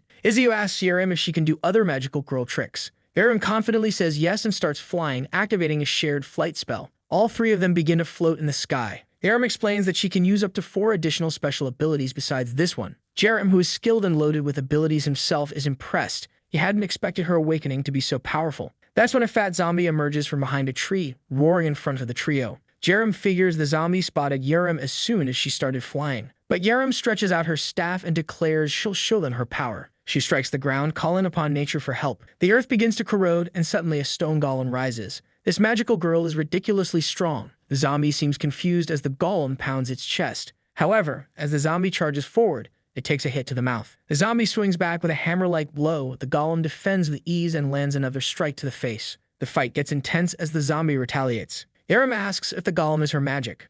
She responds that it's actually just a friend. Jerem uses his analysis skill and sees that it's indeed the first day of the golem's creation, marked as an F-rank magical companion. Jerem urges her friend to keep fighting, encouraging it to win. The golem receives a stone skin buff. Jerem thinks it's one of the few times a buff like this actually makes perfect sense. Jerem adds a strength buff and an agility buff, and the golem leaps at the zombie. With a single blow to the zombie's stomach, it slams the creature into a wall. Jerem's understanding of magical girls reaches 100%, and his power advances to rank E. He thinks to himself that all of this has been more than worth it. Jerem thanks the golem for its help, and the golem happily dissolves back into the ground. Jerem reveals that she obtained a stone during the battle. Jerem congratulates her, suggesting she use it. Since she earned it with her own power, it's a good way to grow stronger. Jerem bows and thanks him. Jerem reflects that with this much strength, Jerem won't have trouble protecting herself. At least now, he can leave the base for a few hours without worrying so much. The scene shifts to Kyung-suk, who announces that the car is ready for the two of them. A man opens the door, inviting them inside. Once everyone is settled, he announces they're heading to paradise. Sometime later, they arrive in another city. Strangely, it looks like an ordinary city, bustling with people and everything functioning normally. As they step out of the car, the driver informs them that the commander is waiting for them inside. At the door, someone informs the commander that the two awakened individuals he discussed have arrived. In the back of the room, it's clear who it is. Lee Sang-cheol welcomes Kyung-suk. The subordinate bows and asks how the commander is doing, congratulating him and mentioning how hard he's been working. Meanwhile, Jerem activates his rank E analysis skill. Lee Sang-cheol, 44 years old, is a D-rank human. Unsurprisingly, he's a consumer of human magical stones and possesses a unique ability called the Dominator. The fact that Sang-cheol has a skill makes things more complicated. However, his behavior aligns with Jerem's observations. Sang-cheol is far better at defense than offense. Jerem wonders how this man managed to expand his territory so much. If Sang-cheol had a combat-enhancing ability, he wouldn't act this defensively. This implies he either gains power by controlling others or through territorial expansion. To Jerem, either option works in his favor. Kyung-suk introduces Jerem and Izio, explaining they are the individuals he mentioned. Sang-cheol steps forward, saying he's heard they did excellent work. Jerem humbly responds that they only did what was necessary. Sang-cheol praises his humility and invites them to follow him. The pair, however, remain cautious. Outside the building, people are loading boxes into a truck. Suddenly, their expressions change. A snake-like creature and a zombie are creeping up behind them. Before one of the men can react, he's crushed against the truck, killed in an instant. Another man tries to shout a warning, but is silenced when the snake's tongue pierces his mouth. Jerem notes that the snake appears to absorb the man's brain, gaining his knowledge. The snake slams the corpse against a wall and lets out a roar, sending shockwaves upward. This attracts all the other snakes and zombies nearby. The scene shifts back to Sang-cheol, who says he had an enjoyable conversation with Jerem. Jerem agrees, stating he felt the same. Sang-cheol shakes their hands, expressing his hope that they'll visit again. Kyung-suk, however, isn't pleased with how close Jerem has become to the commander. He's shocked that Jerem gained so much trust in such a short time. It was also the first time Kyung-suk saw the commander laugh so much in one meeting. Clearly, Sang-cheol wants to grow even closer to them. Sang-cheol tells Kyung-suk that now that he's been promoted, if anything happens to Jerem or Izio, he should inform him immediately. Kyung-suk bows, promising to do his best to support the two. As they head back to the car, Jerem congratulates Kyung-suk, jokingly asking if he should start calling him General now. Kyung-suk responds that there's no need to be so formal and Jerem can just call him Kyung-suk. A man brings over a box and Kyung-suk explains that it's a reward from the commander. Inside, it's packed with zombie stones that Jerem knows will be useful for his village. Jerem thanks him and Kyung-suk says he hopes they can work even closer together now. With this trust secured, Jerem has completed the first stage of his plan. Little by little, he will gain more skills and continue advancing. But then a man comes running, announcing emergency. Kyung-suk asks what happened, and the man reports that a wave of zombies is approaching the satellite village. Both Jerem and Kyung-suk are confused as no one had any prior warning. The man explains that it appeared out of nowhere, and worse, there are creatures they'd never seen before. Jerem knows this satellite village is nearby and realizes Jerem is in danger. He urgently asks Kyung-suk for the fastest bike available. Kyung-suk agrees and tells him to follow. At the front of the building, a group of armed people with shields is ready to defend. One of them, the survivor from earlier, seems to have become a hero. Another man informs them that the creatures have already entered another village. It's the worst-case scenario as Squad 3 isn't present and they likely can't withstand an attack from monsters they've never seen before. Jerem stands nearby watching everything unfold. Determined, she knows that if Jerem were there, he'd help everyone. She approaches the troops and calls out to the leader, asking if she can help. The leader shouts at his men, reminding them that their job is to evacuate the civilians and not let children fight. But Jerem insists that she's awakened and has abilities. The leader is taken aback as no one knew this about her. She confirms her abilities and begs him to let her assist. Curious, the leader asks what kind of powers she has. Jerem explains that she can use transformation magic. Understandably, he's skeptical. Just then, the warning comes that the zombies are approaching. Massive snakes lead the charge, followed by hordes of zombies. The creatures are larger than buildings, and the troops immediately realize they stand no chance. At least 5 giant snakes are advancing. Raising his club, the leader orders his men to fight until reinforcements from paradise arrive. He tells them to open fire and give it everything they've got as if it's their last day on Earth. The snakes move first, but suddenly, a purple energy appears in the courtyard. Jerem ascends into the sky, surrounded by an explosion of mana. She looks even stronger than Jerem himself. The squad leader shouts at his men to focus and keep firing despite the distraction. Gunfire erupts, but the bullets barely harm the snakes, which continue their advance. The troops shout that it's useless if their weapons can't penetrate. With a single attack, the snakes break through the gate and begin entering the village. But then a purple Kamehameha erupts, electrocuting the snakes.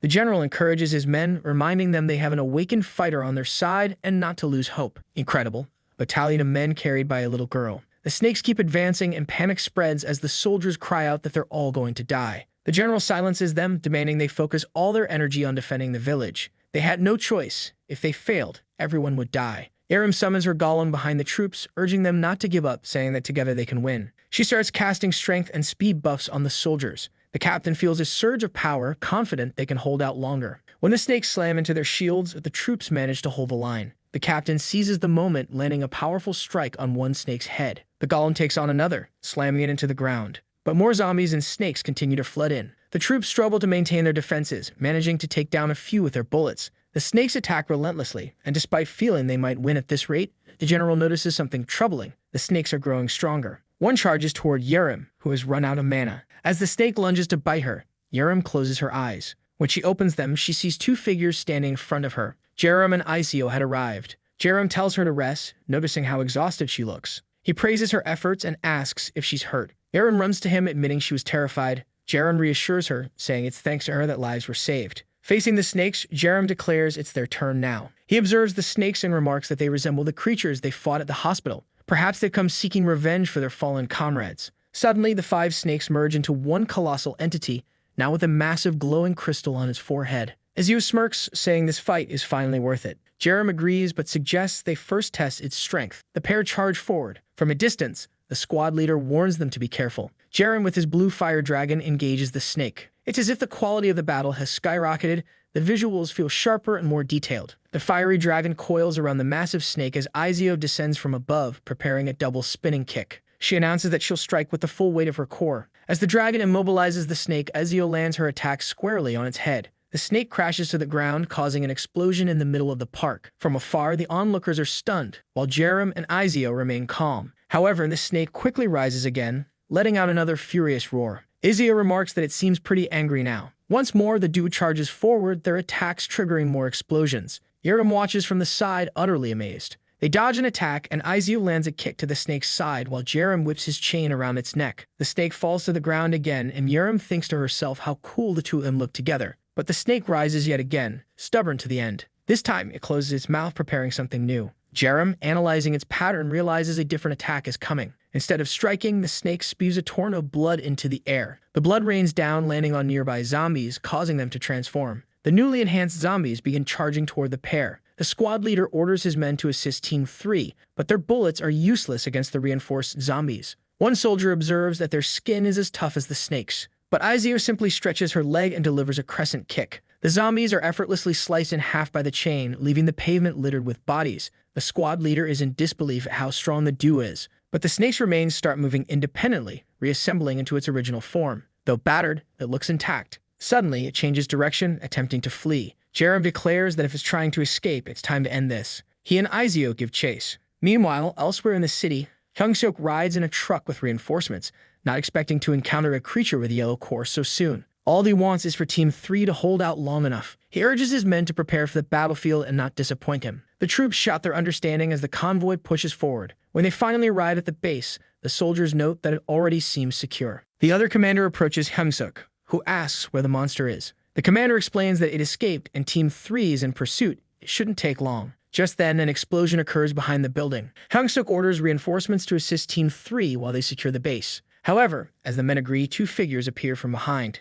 It's Jerem and Izio. The commander asks if the creature got away, and Hyung-seok also wants to know what happened. Jerem calmly replies that it's been dealt with. The commander can't believe it and asks if he means the monster with the yellow core in its head. Jerem reveals the yellow core as proof. Hyung-seok finds himself in a dilemma. Everyone had heard rumors about Jerem being the true monster in disguise. Jerem casually suggests that their arrival is perfect for helping with reconstruction efforts. The scene shifts to Paradise's base, where guards stand bored at the gates. Suddenly, one of them spots the Hammer Gang approaching Mad Max style. One guard grabs his walkie-talkie, urgently calling for reinforcements. At the front of the convoy, the bald leader, Quack Duple, stands atop a truck resembling Optimus Prime. He mocks the guards, asking if they really think this setup can stop them. Quack Duple, leader of the Hammer Gang, laughs and declares that Sanctuel is finished. He orders his men to accelerate. It's time to avenge their fallen comrades. The convoy speeds toward the gates as the guards desperately begin firing. But Quack activates his unique ability, vehicle modification. Suddenly, his truck transforms, sprouting two massive arms that slam into the gate. The Hammer Gang cheers, telling their boss not to steal all the glory as their own vehicles begin transforming. Meanwhile, back at the satellite village, Yerim is using her magic to assist with repairs. Those who were exhausted suddenly feel revitalized and much stronger. Even Hyungsuk is impressed by the little girl's contributions. Productivity has increased tenfold thanks to her presence. He thanks Yerim, saying she's helped him to ease the village's burdens. Yerim modestly replies that she's only helping because Yerim asked her to and she likes helping others. Curious, Hyungsuk asks if she was originally awakened. Yerim reveals that she wasn't. Her awakening happened thanks to Yerim. Hyungsuk grows suspicious. Why is Yerim the only child in the camp to have awakened? It's almost as if Yerim somehow knew she could awaken. When he pats her head, Yerim pulls away, saying only Yerim is allowed to do that. Hyungsuk apologizes, joking that he's jealous of Yerim. Inwardly, he's unsettled. Yerim has immense strength, popularity, and charisma. Could it be that he also has an ability to recognize potential awakenings in others? If so, it's a secret Yerim would have to take to the grave. At that moment, a man arrives, reporting an attack by the Hammer Gang on Paradise. Hyungsuk looks visibly shaken and Yerim overhears the conversation. Hyungsuk asks who this Hammer Gang is, and the man explains that it's a notorious group he knows from his nightmares. Yerim steps closer, asking if they're as bad as S.H.I.E.L.D. The man responds that they're far worse, infamous for their madness and extreme brutality. The scene flashes back to a nightmare Yerim once lived, a group of people running from zombies in the 42nd nightmare. A chain slices through one zombie as Yerim shouts for everyone to flee. In those days, he tried to save as many people as possible, which kept him constantly busy. But then someone behind him pointed at something and asked, "What's that?" Across the street stood the infamous Hammer Gang and their Optimus Prime-like trucks. Survivors raised their hands, pleading for help, but the trucks only sped up, barreling toward everyone. The survivors quickly realized the gang wasn't slowing down. At the helm, Quack Duple showed no intention of stopping. The trucks collided with zombies and survivors alike. The ground became littered with bodies. Duple approached Yerim, remarking that the boy was lucky to survive. Yerim turned to him, asking how he could call himself human after doing this to survivors. Duple feigned innocence, claiming he thought they were all zombies. He justified his actions by saying he was certain they had been bitten and killed them to prevent risk. Yerim yelled that it made no sense to assume that without checking first. Duple retorted, asking if Yerim was willing to take responsibility for the risk his men would face. If not, he should shut up. That was Yerim's first encounter with Duple. Back in the present, Aizu expresses her disbelief that someone would run over survivors. Yerim assures her he knows how terrible these people are. At that moment, Hyungsuk receives an urgent report about a terrorist attack and requests immediate assistance. Yerim tells Aizu they'll head out on the bike, calling her to join him. They speed down the road. Along the way, Yerim asks if she heard the details. He activates his invisibility skill, surprising Aizu. Upon arriving at the scene, they see Optimus Prime-like trucks tearing apart the base. A direct battle between Duple and Sanctuel is underway, a clash of titans in their later years. Despite his age, Sanctuel leaps into action, activating his ranged skill, which allows him to draw strength from his subordinates. He strikes Duple with a powerful blow to the knee, channeling power through his staff. Electricity crackles, forcing Duple to step back. Sanctuel regrets not dealing with these people sooner.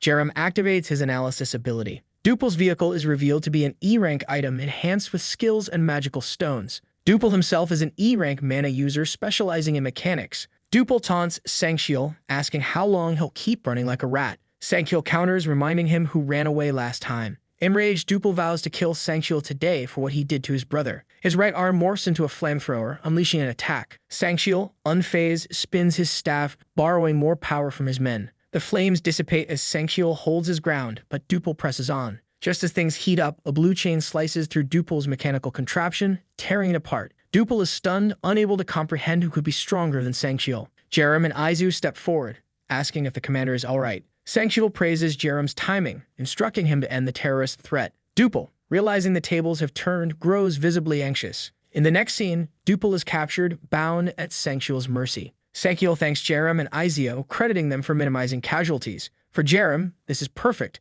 The commander's favorability has exceeded the limit, allowing him to steal Sanctuel's skill. Yerim silently activates his transmission ability. The usual glowing circle appears and the skill transfer is successful. He obtains the F rank Rain skill, which allows him to grow stronger by drawing strength from others. Confused but intrigued, Jerem recognizes this as a new way to enhance himself. Stankiel notices Jerem's enthusiasm, finding it strange. Jerem brushes it off as nothing. Turning to the captured gang members, Stankiel asks if they still refuse to join S.H.I.E.L.D. Dupel defiantly tells him to stop talking and just kill him already. Stankiel declares that he won't just execute the prisoners, he'll wipe out every member of the Hammer Gang. The gang members hesitate, sensing their fate. Jerem interjects, asking about the history between the two groups. Stankiel explains that they invaded Hammer Gang territory, leading to a battle with casualties on both sides. He asserts that Dupel sought death by provoking them. Jerem, understanding Dupel's reckless personality, finds it unsurprising. He inquires about the prisoners, and Stankiel insists they can't let it go unpunished. He plans to proceed with their execution. However, Jerem argues that some of them might have valuable skills, and it would be a waste to kill them outright. Stankiel acknowledges Jerem's proposal but expresses doubt, saying they've run out of ways to persuade the Hammer Gang. Even threatening their families hadn't worked. Jerem confidently suggests giving him 3 days to try again. Stankiel hesitates, questioning if such a short time would be enough. Jerem assures him that if he fails, they can proceed with the execution as planned. Seeing no harm in the delay, Stankiel agrees, appreciating Jerem's enthusiasm. He orders the soldiers to transport the prisoners to the detention camp, and the battlefield is cleared. Izio asks Jerem what they're doing next. Jerem explains that it's time to test a new ability. Curious, Izio presses for details, but Jerem simply states, actions speak louder than words. He activates Rain, setting its power to maximum level 10. Immediately, he feels an intense drain on his mana, but also an overwhelming surge of strength. Energy courses through his body, leaving Izio astonished at his transformation. Jerem slams his fist into the ground, creating a shockwave far more powerful than he anticipated. Izio rushes over, jokingly asking if he's on steroids. Jerem explains that the skill consumes a massive amount of mana, wondering aloud how Stankiel manages to use it so effectively. When Izio inquires further, Jerem awkwardly deflects, his mind racing with thoughts of how dangerous Stankiel truly is.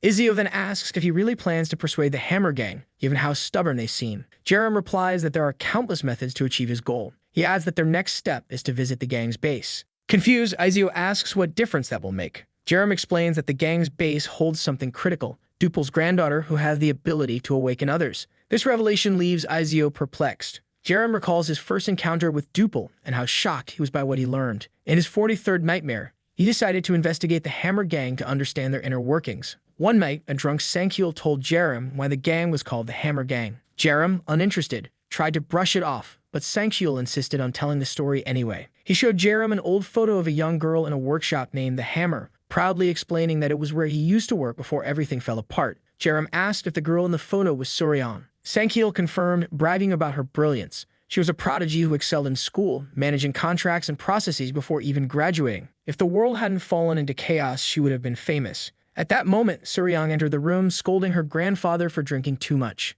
She glanced at Jerem, visibly flustered. Returning to the present, Jerem notes how much has changed. A short time later, they arrive at the Hammer Gang's base. Activating his stealth ability, Jerem sneaks into the area where Suryan resides. He finds her immediately and uses his analysis skill. Quack Suryan, 18 years old, a human with no class rank listed as a mediator. As Jerem suspected, she has potential but hasn't awakened. He deduces that Dupel awakened his men first to keep her safe. Jerem approaches carefully. Startled, Suryan drops her bucket and demands to know who he is. Jerem asks if she's Dupel's granddaughter, explaining that he has something important to discuss with her. Later, Suryan confirms the prisoner's capture, including her grandfather, and asks what they want from her. Jerem explains that to prevent their execution, they need her help. Suryan accuses them of planning to use her as a hostage, insisting that not even her grandfather would yield to such tactics. Jerem clarifies that this isn't their intention. He places a human stone on the table and tells her they need the ability she's destined to awaken. Confused, Suryan doubts her ability to do anything useful, questioning how it could prevent the execution. Jerem assures her that he has a strong feeling she'll awaken something invaluable. Reluctantly, Suryan takes the stone and agrees to try. The item is consumed and a glowing system window appears. She gains the unique ability to give a like know this video that helps Mamoru make more juicy content for his viewers, activate the cheeky little bell, and I'm out.